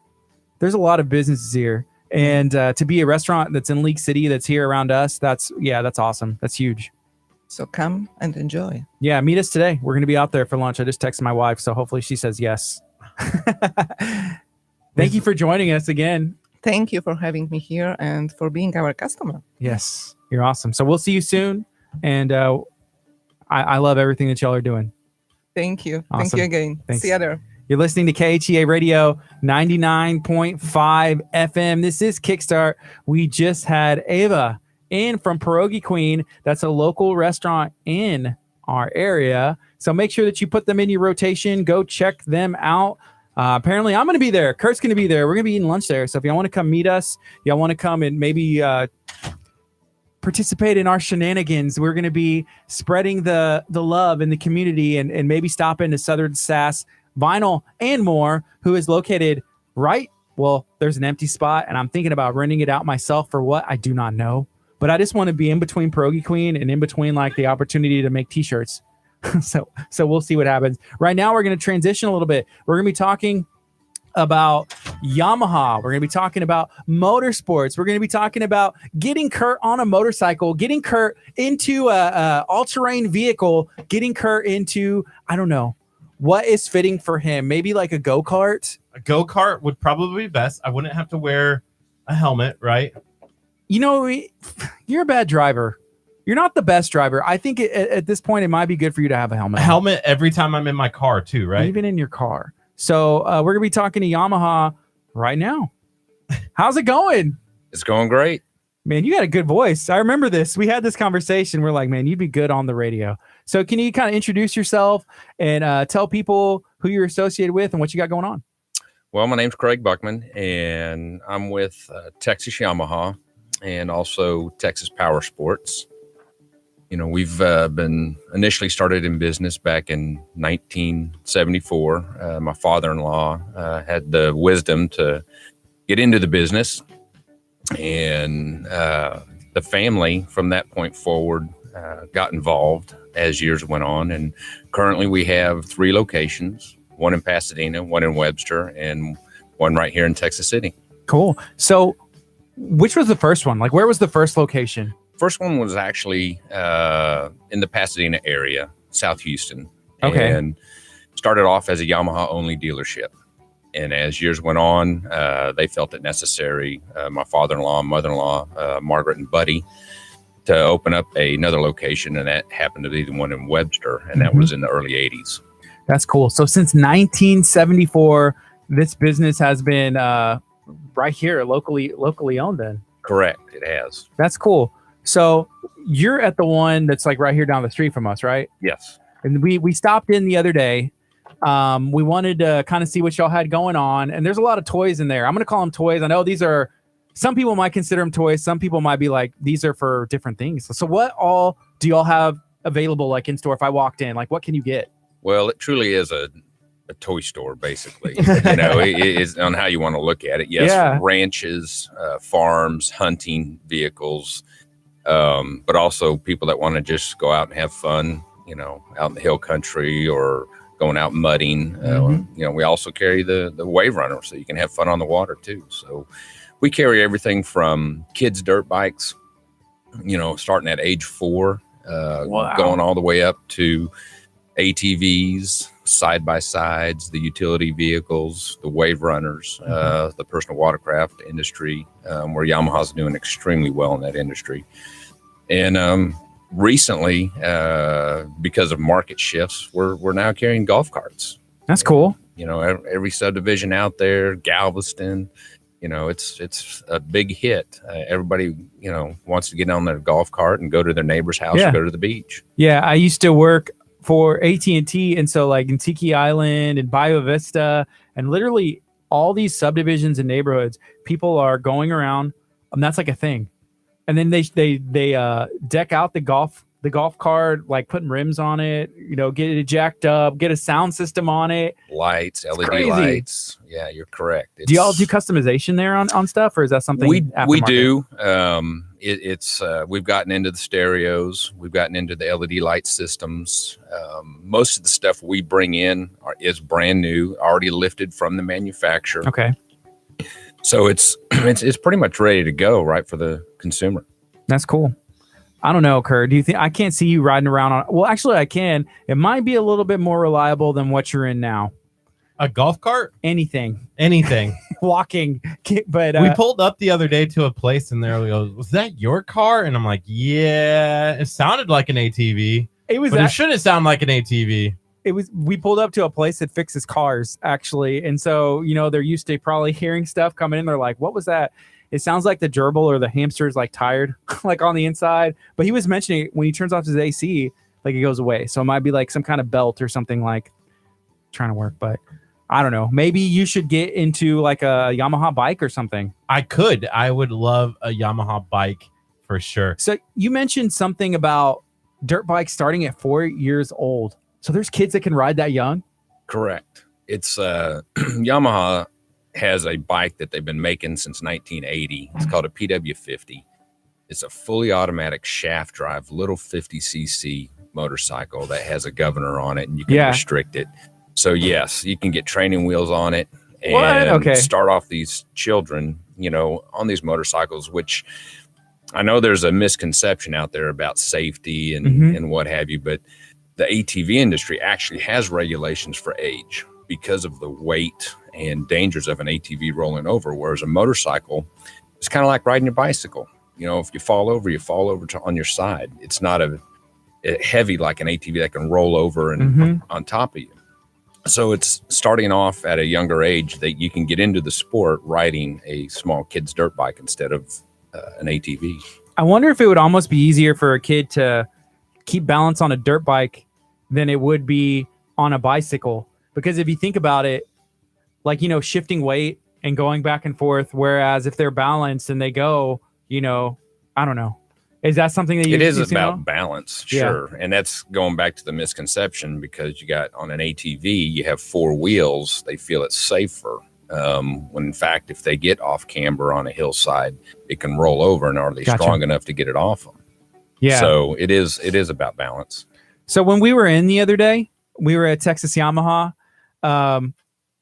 Curt was kind of scared to get on one of the bikes. I was like, because we talked to you and we're like, hey, we're looking for maybe buying Curt some kind of vehicle, some other kind of transportation. And he was a little worried because have you ever seen that movie like Pee-wee's Great Adventure or something? But there's a scene whenever there's like a line of motorcycles lined up, and Pee-wee knocks one over, and they're all like, boom, boom, boom, boom, boom, boom, boom. So y'all got dirt bikes from the small ones, the 4-year-olds ride, all the way up to the big ones that, Curt would potentially ride. He's like, I'm not even going to get on the little one because he was kind of scared. Has that ever happened there? It does. First-time riders, if you haven't had it or been exposed to that experience before, sure, you can have apprehension to it. But, it's respect the bike and enjoy it and go out and have fun. And, it becomes a big family environment and an event that they'll go do on the weekends. Yeah. So like the ATVs that are there, what would people generally use those for? Many things. You'll have your hunters that are going to be using them either whether it's waterfowl hunting or deer hunting, going across ranches. And then also farmers using them to mend their fences, go across their property, tow trailers with them. And then going into the fun aspect, we're starting on, the adult mom and dad can have their ATV going out to the hill country, bringing the kids along on their small ones, or going into the mud parks that are out there. That's really big here in South Texas is the mud aspect of ATV, and putting lift kits on them, putting big tires on them, and going out there and throwing it in the mud. Right now, we're talking to Craig from Texas Yamaha Power Sports. There's 3 locations. We're learning about everything that they have to offer, how long they've been here, which is since 1974. We do have a question from Josh. He said, what kind of scooters or anything like that y'all have? Because he wants to get a new one. So he sold a 150cc and he really is looking for something else. We do carry the Yamaha scooters. They start off at a 50cc. They have a 125. They have a 150, all the way up to a 500. So yes, there is product available on the scooter side. That's cool. And earlier we were talking about the use of the ATVs. So one of our partners here at Texas Pit Stop Barbecue in Lamarck off exit 10, right down the street from you guys as well. They posted a picture the other day at a cook-off. So they go do these cook-offs on the weekend and, win pretty often. But I noticed the setup. So he had his pit, he had like an RV all branded, and then he had like an ATV, or I'm not sure what it was, but to get around the grounds, because I'm sure he loads up a trailer and it was branded with the Texas Pit Stop. And that's something else that you could use that for, like you said, I guess like the country or out there or hunting. Absolutely. You can just load up something in there. And we have a lot of folks that will buy them to put them on. They'll buy a small scooter or a small motorcycle, enduro motorcycle that they can put on the back of their camper or RV, whether they are doing racing events or just camping. And they'll do the same thing with golf carts now. They'll have a small trailer and pull that with them so they can get around campsites or the racing facilities that are out there. That's cool. So we have a event that's put on. It's like a play presentation performance. It's called Heartbreak Hotel. And y'all have been really awesome to Abundant Life and KHEA Radio, because I think y'all let us use some of y'all's product for the performance. What is that? Yes, we Yamaha golf cart.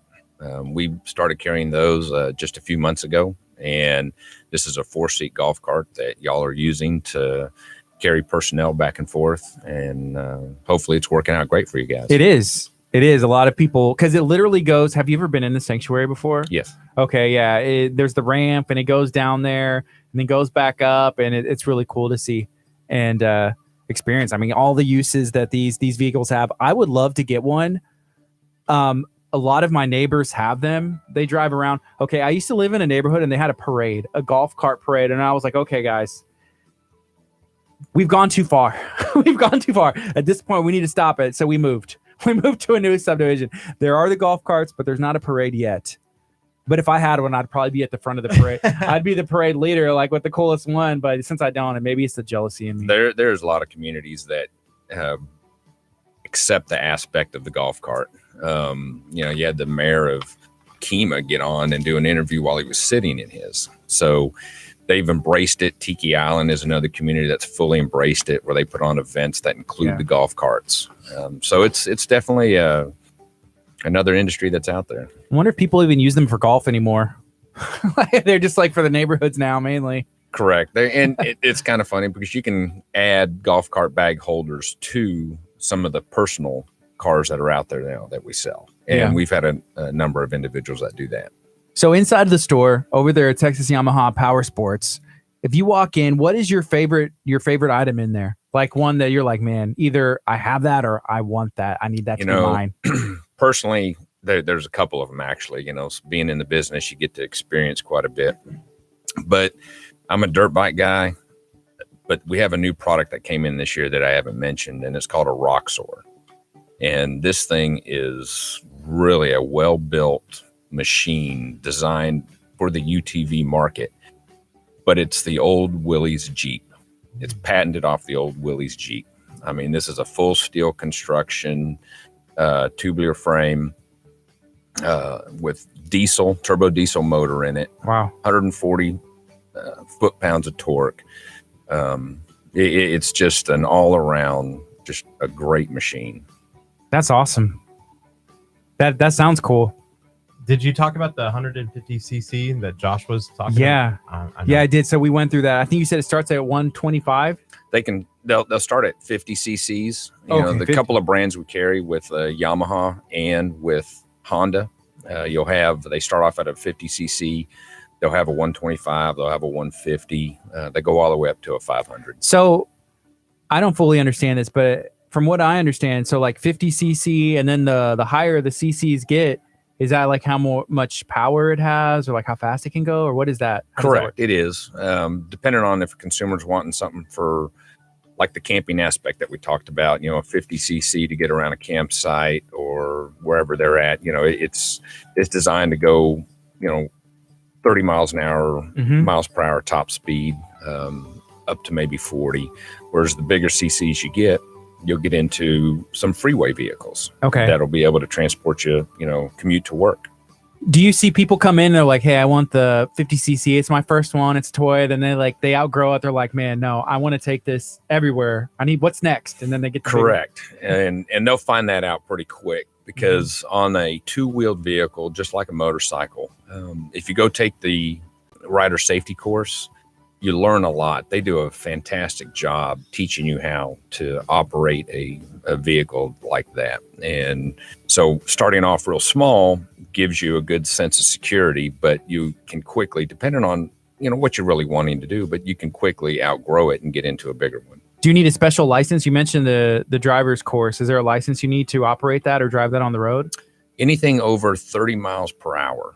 Or 50ccs are required to have a license for the road. Okay. That makes sense. So I wouldn't be able to drive that. If it's under 50cc. We can get you a small one.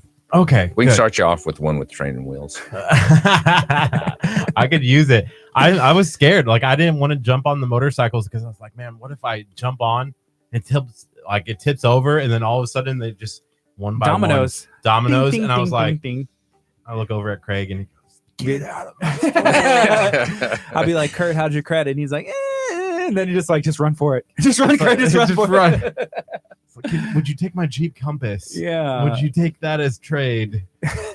But taking the course would stop all those fears. It's a 2-day course, and they actually have the bikes there, and you just bring a helmet, your gear. They have it there to rent also, but it's just really nice because they go through some classroom training, and then they actually put you on the bike. That's cool. That's awesome. Right now we're talking to Craig from Texas Yamaha Power Sports. There's 3 locations, one in Pasadena, one in Webster, and one that's in Lamarck over there behind Kelly's Country Cooking. That's the one we went and checked out. Texas City, because that's on the north side of the road, right? Correct. It all blends together over there. I don't even know. It's literally divided along that road, isn't it? It is. One side's Texas City. Yeah, they're on the is north Lamarck. side, close to Domino's and Kelly's. And we walked in there the other day trying to get Kurt a vehicle. We need to figure something out quick. I wish we lived in a beach community so you could just get one of the. You said it's a wave runner. Correct. Yes. Are you much of a jet ski guy? We'll take them out from time to time. Yamaha's done a phenomenal job into the watercraft market. Their first vehicle came out in 1987, and they bring such technology to the market with few warranty claims, a few aspects that have to do with, issues. Yeah, I'm not really much of a fan of swimming and the beach unless I've recently gotten more into that. But I remember the first time I got on a wave runner, and I thought I was going to be like, this is lame. This isn't fun. What am I doing? And then I was up at Clear Lake, and a friend of mine, they had their parents had some, and I had the time of my life. It was so much fun. Yeah, they've come a long way, and they've come out with some new products that have some really nice performance aspects to them, going back to the fun factor. Mm-hmm. That's cool. So we were talking about dirt bikes earlier. Is that something you did growing up a lot? Not a whole lot. I just had, as a kid, begged mom for 5 years to, get my first dirt bike. And first one actually was a Yamaha. After that, I had a Honda. And so I've had them, throughout my life. And just, you go out and ride the trails, out behind the house. Yeah. Something interesting about Yamaha. And I was talking to Kurt about this whenever we were in the store over there in Texas City. And that is Yamaha. They have a variety of things. Like you said, okay, in the 80s, they got into making, the water sports. And now they're getting into the golf carts. But they make sound equipment. They make literally, I have a bass guitar that is a Yamaha bass guitar. But they do it in a way, because sometimes you'll have brands that branch out and it's hey, they're doing too much. It's good here, over there. It stinks. It's no good. But I don't understand how Yamaha does such a variety of things but it's still like that quality that they're known for. Well, and that goes to the music that you're talking about, the musical industry and the equipment that they make. You know, their symbol are the tuning forks that you'll even see on the front of our vehicles now. And that is how they use those to fine tune the musical instruments. So they've taken that same philosophy into their motorsports aspect to fine tune those products to make sure it's right before it comes out. You know, no company wants to have recalls and things of that nature, which there are a number of companies out there that have quite a few. Yamaha just happens to be one of the few in the industry, and we're lucky enough to be a part of that. That's cool. Did they start with music equipment first, since it was like the tuning forks like you had mentioned? Correct. They did? Okay. I wasn't sure. That's cool. So 1974, it was your father-in-law, as you said, that Yes. they kind of started this. Buddy. Okay. So is he still working in it today? You know, it is still his business. That's you know, awesome. And so he comes in and checks on it, you know, weekly. So it's, but he's been retired for some time now, and you know, it's run by the rest of the family. That's cool. So family owned, family operated, locally here, crossing in here in our area and doing some cool stuff. Correct. Yeah. So what's next? Is there another location, or just like what's next for Yamaha in general? What's going on?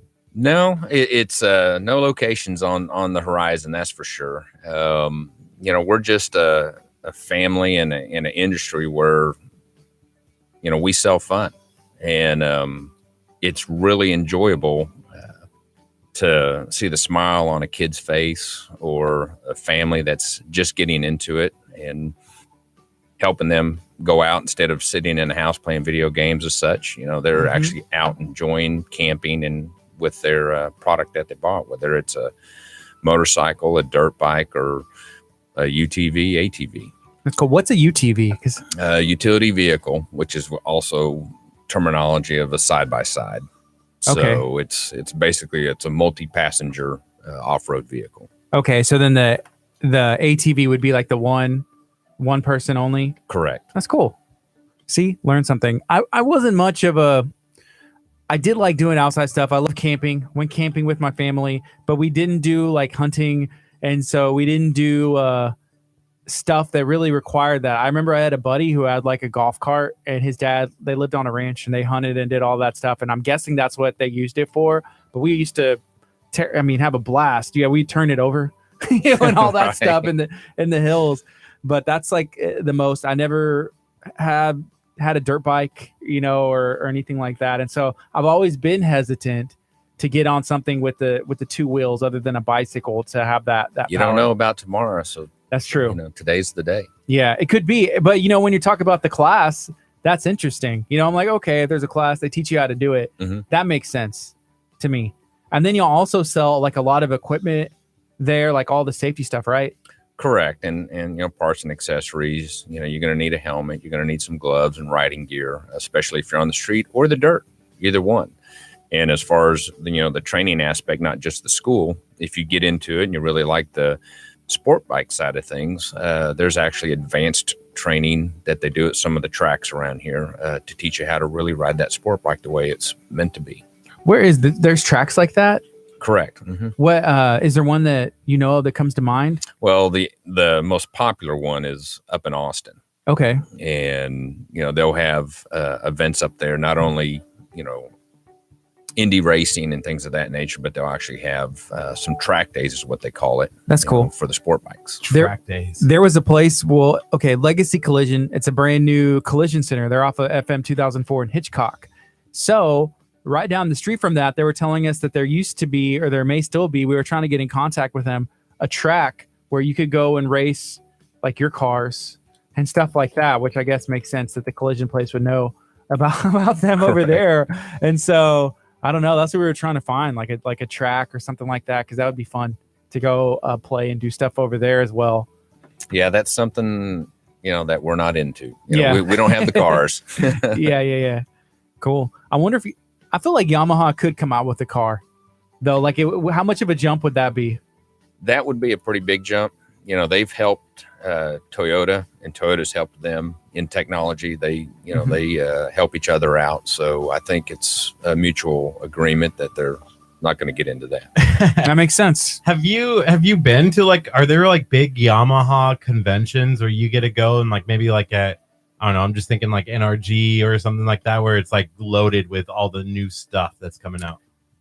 Yes. And they've done that over the years. All the manufacturers will have some type of what they call a dealer event to bring out the next year's product, and explain the new technology that they've come out with. Now with just the cost of doing those things, they've kind of toned it down. The wave runner industry still has their meetings, somewhere once a year that most of the dealers will get to go to and test the product. But on the motorsports side, they've cut back a little bit on that aspect of it. Do you go to those events and just be like, ooh, I want something? Anything. Yes, due to the fact that, if you have something now and then you get to see the new stuff when it comes out. So it's pretty neat. And there's a new event that they have that the manufacturers are getting involved with that they allow the consumers to get into now. And this year it's in Las Vegas, it's actually going on this weekend right now, called the AIM show. And so that's where not only the dealers get to go see the new product, but the consumer can go out there and test it also. Wow, that's different. That's awesome. Yeah, I've been to a convention for media and stuff like that that's coming out, and those conventions are huge, multiple stories. I don't know how many vendors are there, but it's a lot of fun because being in this industry, and it's oh my goodness, look at all this crazy stuff that's coming out, and it's insane. So I can only imagine with Yamaha and motorsports and all that, the kind of convention they'd be having. Be insane, literally everything. It's fun to test the new product. Yeah.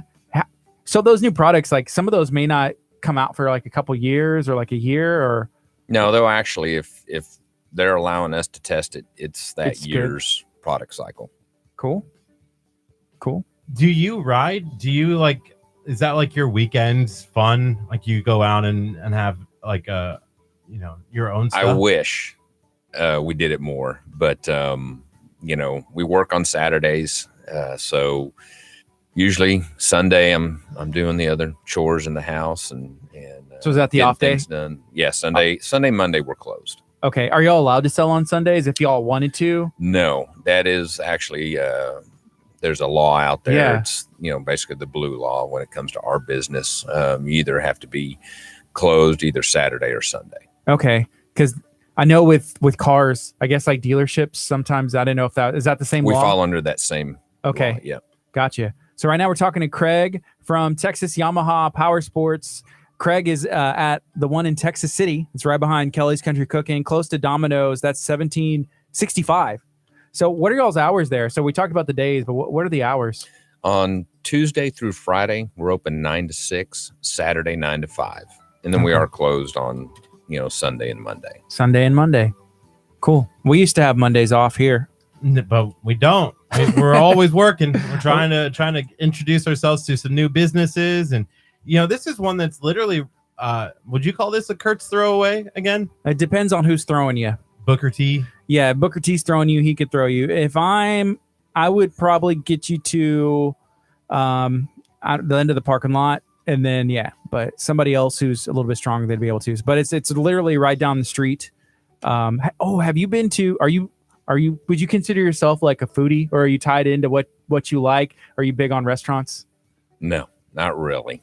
How about a style of food like Mexican food, barbecue, or Mexican's always good. Yeah, it's my go-to, I guess, is pizza. Pizza. Is there a certain pizza place that you? Domino's. Domino's is literally right behind you. That's the quick fix. right. That. But no, don't really have a favorite place. That's cool. I was just gonna say there is a new restaurant that opened. Maybe 2 lights down the street, and it's actually inside of a gas station. It's called Max One Stop Kitchen, and the station is called One Stop Shop or something. But it's a brand new building. If you ever go, so there's the high school, right, and then past the high school, it's the newest thing in Lamarck, and it's right there. We went in and met the owner. of the gas station and the owner of the restaurant, but I would just gonna recommend it Okay. because I know there's a lot of places around there, and we kind of struggle with the same thing. So when something new pops up, we're like, I got to try this because, I've had Domino's, I've had here, and all these places are great, but something new. We're in the same struggle. Like, what's for lunch? Correct. What's for lunch every day? And you'd mentioned Pit Stop, and they have really good food. Yeah. We've been there many a time. Have you ordered the Casper yet? No. That is one that you have to go in and order. The next loaded time. baked potato is awesome. Ooh, That's what my wife gets. the loaded. She likes the baked potato.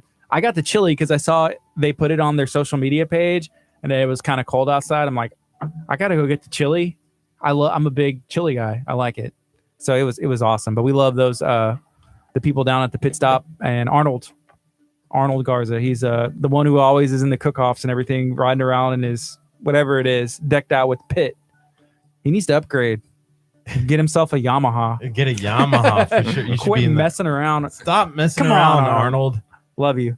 So when we walked in, I should say where you're like, man, this guy, he needs this. Did you have like a certain bike already in mind? Like, this guy needs to be on this. Not at all. Everybody has their own taste. It's just a matter of meeting you and finding out what you enjoy. Is there anybody that you've ever met and you're like, you know what? They shouldn't buy one of these for whatever reason it is, like they're going to hurt themselves or they just aren't prepared to ride this? After being in the industry for as long as we have, sure, there's some out there that you scratch your head on, but it seems to work. It seems to work out. Was I one of those? I could see that. I could see that. Like, this guy's going to hurt himself or something bad's going to happen. I would hurt myself, but I did. We used to ride. Boy Scouts or something? No, my family used to go up to Colorado, and we would take the almost like ATV kind of things. Yeah. Up through the mountains and stuff. So I know how to do it. I know how to operate one. Do you have to shift? Do you have to shift on the dirt bikes and dirt biking? I've Yes. never done. Dirt biking, I've never done. But oh my gosh, why is the names just like they have four wheels? The Four-wheelers. ATVs, Yeah, the four wheelers, not the two wheelers. and most of them are automatics. You'll have some sport models that you have to shift, but the majority of the ATVs are going to be automatic. And have you done ATV and up in like mountain ranges or anything like that? Is that something fun? If you can find mountains in Texas, or what we consider mountains, yes, there's a place up by Marble Falls, which is a really fun place to go to, about 1,500 acres, and Wow. you get to go all over that property. So Josh, this isn't really related, but Josh said charro beans are better than chili because Josh is big on tacos. It always comes back to food somehow. Every time. Yeah. This is our show. It comes down to food. We're starving. And then we're talking about bikes, motorcycles. Is Yes. there one over the years? Have you had one that you've owned yourself that you're like, man, I missed that thing, or that's my favorite? My favorite again is off-road, and Yamaha makes a product called the WR450F, and it is a really nice, well-rounded motorcycle that is designed for the off-road. So do y'all sell there like actual Yamaha motorcycles or is it just the dirt bikes? No, we have Yamaha also has sport bikes.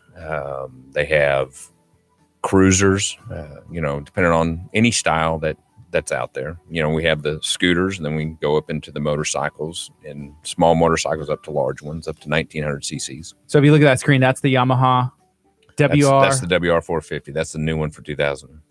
Well, Those tires are cool. Is that what makes it like? What is the difference? Like, when is it considered like a dirt bike, and when is it considered like a different kind of bike?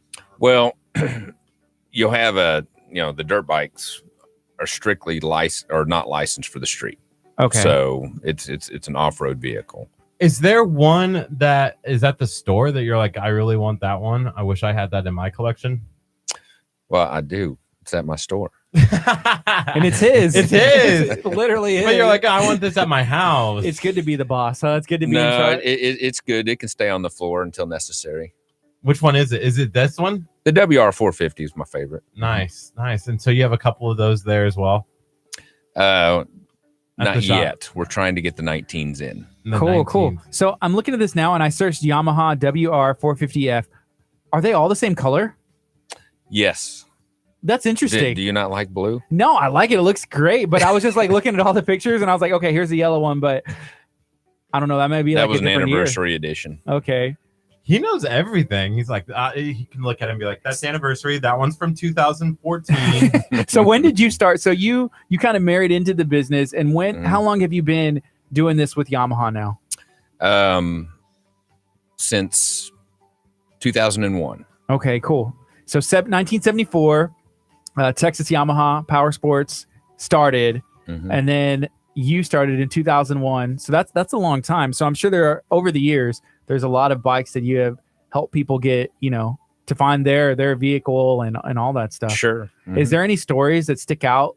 Like anything that you would be willing to share? Like maybe like a cool story where somebody found a bike, or maybe something funny, or maybe that story where like that guy shouldn't buy that. Well, going back, there's quite a few actually, but one of the first ones when we opened up Texas City, there was a gentleman, kind of going back to what Curt was saying about, when they walk through the door, do you know exactly what they want? You're assessing them, and we don't do that. Everybody's an individual. You got to get to know the person first. And my salesman and myself, we were fairly new, and we just got to talking with him. Before you know it, I mean, he was only 21 years old, and he's ended up buying an R6 from us. And that was back in 2002. And he's been buying from us ever since. And he lives over 2 hours away, and he still comes back to buy from us. That's cool. And it's just, I guess, the respect we gave him, he's reciprocating. And it's been a great relationship. That is cool. And whenever you build a trust with somebody and you had a good experience, people will go out of their way. Like that's that customer service. Like how important is customer service to Texas Yamaha? Oh, it's the most important. It's, do we get it right every time? No, but we do everything we can. We do the best that we can for that customer, because it is your reputation that's on the line. There's no sense in making someone mad, on purpose, or treating them, in a way that all you're looking at is dollar signs. It's someone you're actually dealing with, face to face. So it's a relationship you're trying to generate.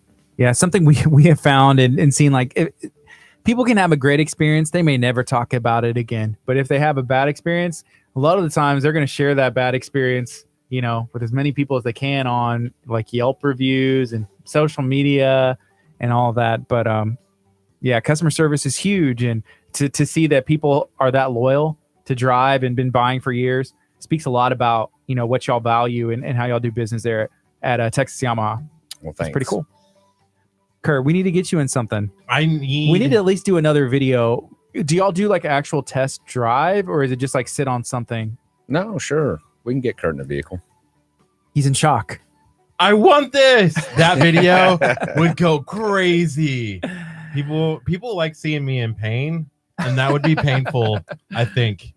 Not that we're saying that we would wreck it. There's no pain in it. Oh, but I would be in pain because I would be uncomfortable riding a motorcycle. Okay, would there be lessons before I jumped on the motorcycle? Well, we'll start with a side-by-side that has a seatbelt. So I'm in the side-by-side? The UTV. What does that mean? The UTV. Oh. Utility vehicle. Has a seatbelt, a steering wheel, doors. We can keep you protected. So this is the guy that we're talking to right now. Curt we walked into the arms room one time, and he was just like uncomfortable. Like he's not from here. I don't know. And he was like, did you feel weird in there? I was like, no, why? He was like, well, there was like a holster on like everybody's hip, and like all the guns are. I was like, and so I think did you feel like that same sense of a little bit of uncomfortableness, like just being around that many toys? Yes. Also because I was like, well, how much does this cost? And I was like, I'm looking at his wallet, like, if I tip this over. Do y'all do financing there? Yes, we do. Like in-house, or y'all work with third parties as well? We work with third parties. That's cool. Josh did just ask a question. He said, okay, great. So you won't turn me down based on my credit score? Correct. I will not turn you down. Hey, it doesn't hurt to ask if it's something that you want. And he had mentioned earlier, which this is a good reason if you're going to have to get rid of it. He said, you guys make me want to get a motorcycle. It's one of the best feelings being out there on the road. He said he had to sell his for his wedding. And if he didn't have to do that, he'd still be riding it every day to get to work and everywhere else. Yeah, you'll see that quite often. And then after the kids are grown, dad comes back in and wants to get back to that experience. Yeah. What's one of the benefits, like, I guess, of being able to have these toys? Like, is there anything that specifically comes to mind? Like, why should somebody buy one? It's just going out and having fun out in nature. Whether you are off road or you're riding on the street, it as Josh said, I mean, there's a point of freedom that you have going out there, whether it is by yourself or you're going with the whole family or friends.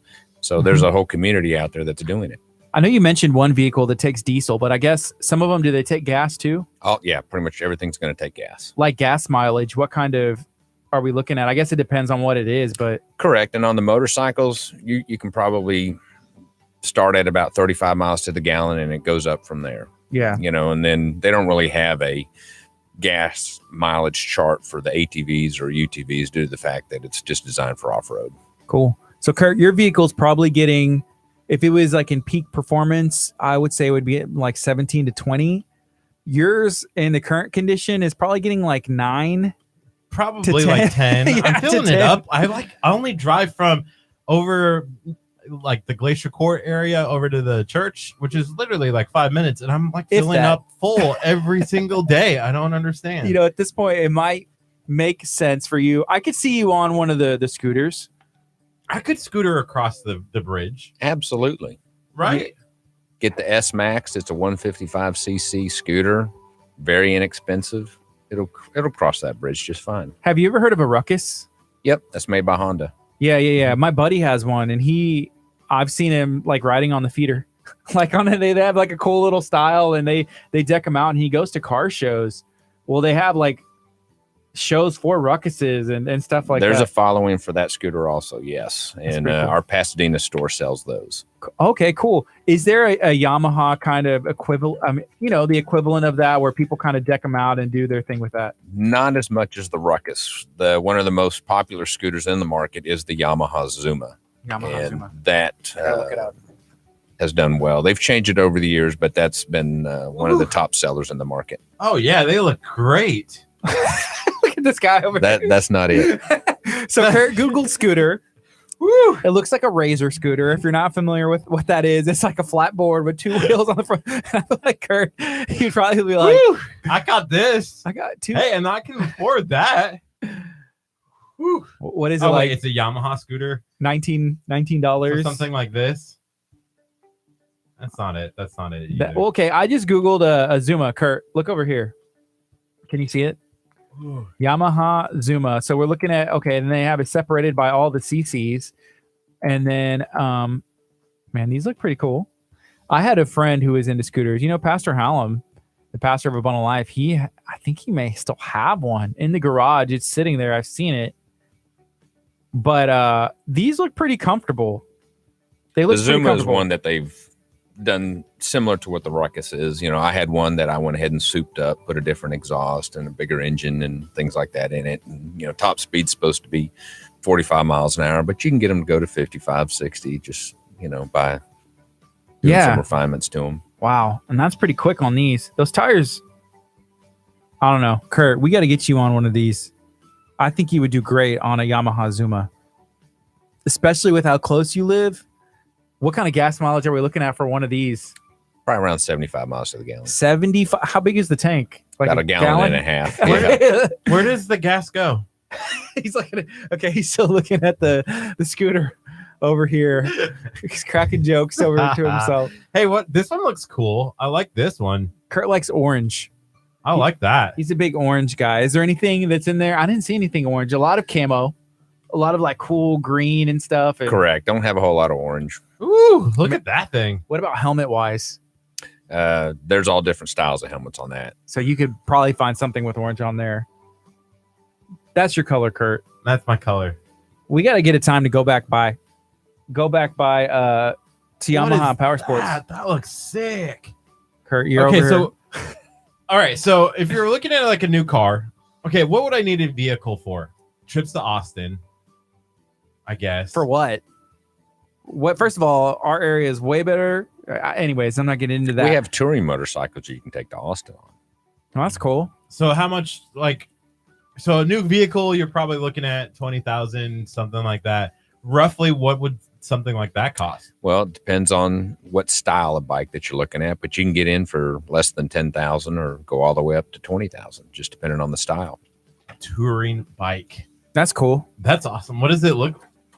I'm looking. For I might be shopping right now. For the scooter, which I think would be a good idea for Kurt to start on instead of what is that like the range? Like where does that start around? You're probably looking at around $4,000 up to $5,000-6,000, just depending on the CC size that he wants to go with. It's Would cool. you It's not bad. trade? Would you take the Jeep Compass? Do y'all do trades and stuff like that? No, I would not take the Jeep Compass. Dang, I thought for sure. But if somebody had like a Yamaha bike that maybe they even bought from you guys and they were like, hey, I want to upgrade, is that something y'all do? Like Oh, absolutely. We do trade-ins all the time, or we just buy something outright if the consumer's just getting out of the market. That's If cool. I cut it down to look like a bicycle, would you take the Jeep Compass? There's value in everything, Kurt. So The value will be in them taking it off your hands and disposing of it. You'd probably end up owing them money. Man, yeah, right now we are talking to Craig from Yamaha Power Sports, Yamaha Motorsports. They are located in Texas City, and that's where we met Craig. We walked in there. We're kind of looking around for Kurt. We found a lot of awesome vehicles, like ways you can get around. And I saw toys, and I feel like it's okay to call them pretty much like toys for grown-ups and kids alike. When after Craig said, yeah, that's fair. It's like a giant toy store. It's like a kid in a candy store whenever somebody walks in. Oh, yeah, it sure is. Do y'all have anybody who just like comes and they're like drooling over everything and they That's the Super Tenere that Kurt's looking at right there. Kurt, you can't handle that, man.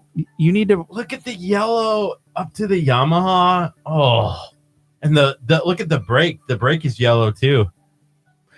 We are a radio station. I need to remind Kurt this. At Oh, least, like, yes. once I'm a so day. sorry. I'm looking at a picture right here of the 2016 Yamaha Adventure touring bike. I'm just Googling pictures of motorcycles right now.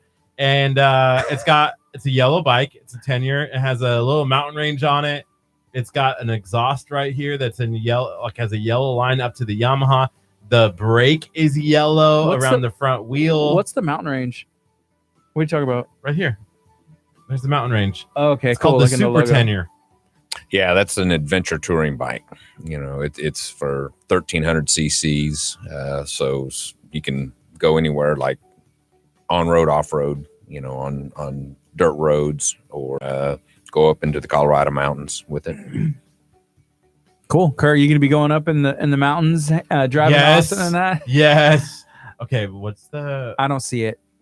You don't see me? No, I don't see it. You need to start with something like the scooter. The scooter, start out with like the 50 cc's. Focus on getting to work back and forth like Look, safely for a that's week. me. Come on. But that doesn't make any sense because there's someone on the back. Dang. There's no way that could be you Dang. riding All right. solo. We are talking to Craig from Texas Yamaha Power Sports. They have been in business since 1974. Craig has been here working with Texas Yamaha Power Sports since 2001. So there's been a lot that has gone on, and we're excited to be talking about it here today. Jose is talking about our intern. We have an intern here, by the way. He's not here today. He comes back from vacation today, right? So everyone's just like, what happened to the intern? Where's the intern? Yeah. Jose, he's a local MMA fighter. He's going to be making his professional debut here in November. I feel like MMA fighting and motorcycle riding are like hand in hand. I agree. You know, I'm not sure about that. I don't understand the correlation there. Here, It's like a manly thing. that's what I was going to say. So Kurt has an idea of like, okay, what do men do? Well, hopefully you don't get beat up on a motorcycle. That is true. we get tattoos, we ride motorcycles.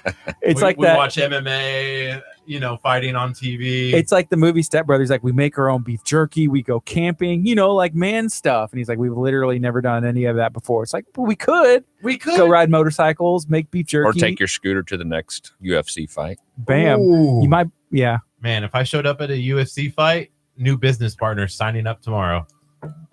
Maybe. That's his code for a new girlfriend, by the way. I know you did so. Dang. Yeah. This is KHEA Radio 99.5 FM. We have only a little bit of time left. We're hanging out, talking to Craig from Texas Yamaha Power Sports. They are locally owned and operated here in Texas City as well. Craig, what are the odds that we could give away a motorcycle or something from Texas Yamaha to our listening fan base? There's always options for that. Sure. That'd be cool. That'd be a lot of fun. That would be a lot of fun. I know Josh would be entering like every day. He would put his name in there and be like, awesome. Yeah. I bet we could make a video and it would get, I don't know, it's hard to say because we've done like some giveaway videos and we've gotten like 30,000, 35,000 views on it. But it's been really cool things and amazing things like food. And we did a skydiving thing. But if we gave away something like that, I don't know. It's hard to say. That would be it'd probably break 100,000 views. Be my first guess. Easy. Yeah. I don't Easy know. because people want motorcycles. They want these ATV stuff. People want to have fun and people want to create memories. The more that we are tied into social media and like staring at screens, I think people are starting to see the value of getting out and doing something with your family, getting out and doing something to create memories. It's almost like a thing. Like people are like, well, there's TV time, screen time. Now I need to put it away. And is there a better option than to come into your store and have something and create those memories? Well, it's just like the family dinner. Where'd that go? Right. So now take your family, go outside, take these motorcycles, ATVs, these side by sides, and go have fun. Mm-hmm. Yeah. Josh said, shoot, I'll come in this weekend if you promise to get me on an R6. What's an R6? An R6 is one of Yamaha's mid-level sport bikes. They make a R3, an R6, and an R1. Which one's better? Is the R1 the best? That's the 1,000cc leader bike. Yes, that's big. Right? That's the big bike. But an R6, it all depends on your style of riding. If you don't want or need all that power, then you have an R6, which has an extreme amount of power in itself. Wow. I don't know. Again, I have had friends who had scooters, and then and it's kind of funny how this works. But did you ever see this show, Sons of Anarchy? I know of the show, yes. Yeah, so it was, based on clubs, motorcycle and clubs like that. And after that show came out, a lot of people, probably like Curt, I imagine, were like, I got to go get like a Harley. I got to go get a bike. And then they were into it for a bit and then maybe got out of it. I don't know. But we need to have a show that's based on scooters, that's based on Yamaha. I don't know. And then I'm not sure about the fan base if it's just a scooters. Maybe the R6. Kurt's over here obsessed with which one is that? That guy. This is the YZF R1. The R1. Yeah. Look at that. Oh, drag to spin. Oh, that's sick. That is. Ooh, That's you. That's me. You, Curt. Look, it's got gold plated shock mounts. Aren't those the shocks? Yes. Those are gold plated. The blue ring on the back. No, that blue is. I like that blue. Look, I can make it spin. What kind of blue is that? Looks like a royal. That's blue. Yamaha Racing Blue. Wow. Are all the colors like branded like with that Yamaha in there? They are when it comes to their racing heritage. Okay. They've always had that blue in there. Gotcha. So this is a racing bike. Oh, dude, I could do that. Look at that. Starting it. I'm sure that one might be a little bit more. Watch a couple training videos first, Curt. Okay. And so, of course, he's got to do it like right now. Oh, look at that. So, Curt, can you please either describe or let us know what you're doing? So they're racing on a track, and he's like got his knee down, and he's making the turns. I played video games like this. I've played video. When I was a kid. Played real life like this now. No, you would fall off the bike You need to start with. You were scared to get on the kid's dirt bike, Kurt. There's no way. There's no way that would happen. We have to go back because now I'm ready. I just needed to see some training videos. Yeah. Is there a time that we could come in this week? Or maybe Absolutely. next week. I don't know. Tuesday through Friday between 9 and 6, and Saturday between 9 and 5. We'll have to come in and just be like, yo, what's up? We're back. Maybe we could jump on the bike. Next Tuesday would probably be our next opportunity. Mm-hmm. We need to schedule that in.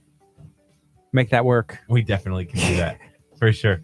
And make note like how big Kurt's talk is right now. And then when we're in there, I am excited. So we only have about 9 more minutes left. I just have to ask, have you ever been to Sturgis? Do you go up there at all? Have not. Is that something that you wanted to do? Over the years, sure, but right now, not so much. See, I don't know. I lived in Nebraska. That's where I grew up. Sturgis was like a big deal for people in that area because it's so close. But I haven't heard much about it being down here in Texas. Well, we have the Lone Star Rally that goes on down here. Oh, yeah. And we're involved in that. Yes, and we've been involved in that. We've had the demo rides out of our dealership. When that comes in, Yamaha will bring their 18-wheeler, and we'll have demo rides of all different styles of bikes and motorcycles for them to take. And then we've also been down there at the rally with Yamaha and their 18-wheelers. We're having a booth showing off the new products. Is that in February, or when is that? What time of the year is that? It's actually going to be this year. I don't know the exact date, but it's going to be, I think, the first weekend of November. November. Oh, wow. So it's coming up on us now. Correct. Mm-hmm. Are you going to be down there? This will be the first year that we won't be down there. Oh, man. Well, we can't go down there then. Yamaha's not going to be there. Mm-mm. I'm only getting a Yamaha. Yeah, man, that stinks. I was like, man, how can we help? We can still talk about the rally because that's a huge thing. And it makes a big difference because, there's all the traffic that comes through here. Correct. And it helps the business. It does. You'll have customers that are trying to get their units that have been sitting in the garage. They want to get them out and get them ready, for the rally and join other friends, doing it. So it does. It's good for the area. It's good for the economy. Yeah, cool. Is there anything else that you want to add here that we've missed today? No, I really appreciate the time that y'all have given us to talk about our business and the industry. It's been great. Cool. Make sure that you are liking Texas Yamaha Gulf Coast on Facebook. We do have that tagged up there. I have it posted. It's our pinned comment right now. Make sure you go and do that if you are listening right now, or if you're on the road driving by the 99.5 FM. Pull over to the side of the road, like KHA Radio, like Texas Yamaha Gulf Coast, and just check out what they have going on. They're right over there by Kelly's. This is KHA Radio 99.5 FM. Hey, you know what? Y'all have an awesome day. We have a busy afternoon. We're going to go have lunch at Pierogi Queen. If anybody wants to join us, come on out. This has been Kickstart. Y'all be safe. Watch out for the bikes on the road. And I don't know. Lone Star Rally's coming up soon. Yes, stay tuned because coming up tomorrow on our show at 8:30-ish, we have the Boudin Ball Truck coming in. We also have Christina Sings Wells in studios to talk about her time on America's Got Talent. She has a wonderful voice, so make sure that you tune in for that show, 8:30-ish, right here on 99.5 FM and KHEAradio.com. All right, y'all have a good one. This is KHEA Radio 99.5.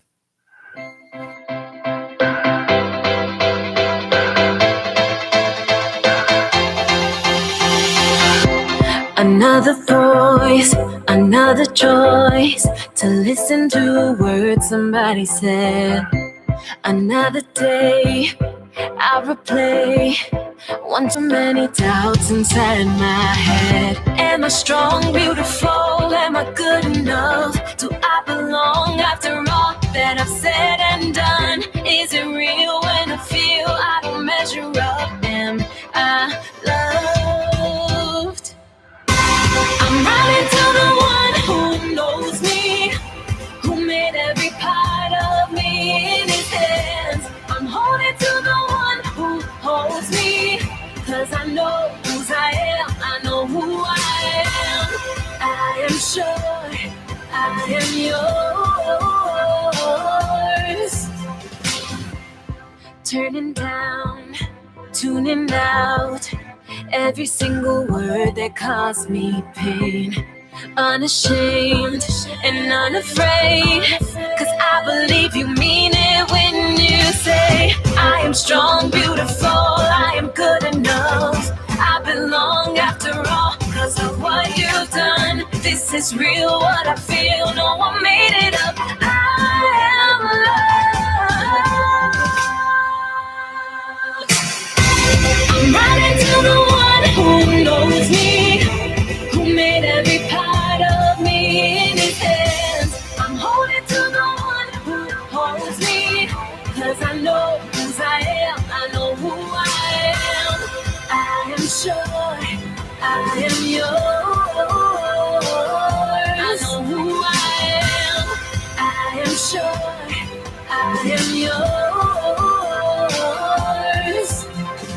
Fearfully, wonderfully, perfectly, you have made me. I'm running to the one who knows me.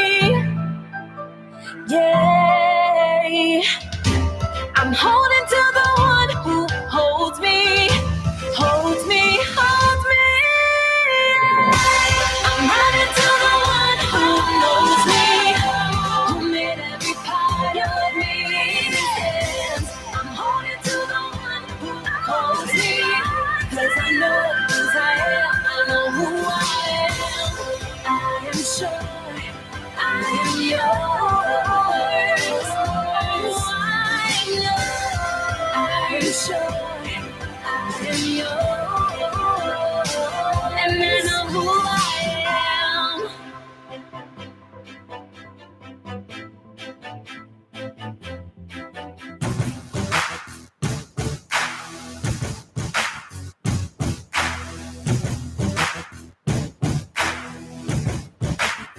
My mama always said I was born for this, and some people wouldn't like that I was different. It never really mattered how hard it would be, 'cause she filled me with love and the strength to lead. She said, that kid's a flame, said, that kid's a flame. He's gonna burn something down if you get in his way. I came to light it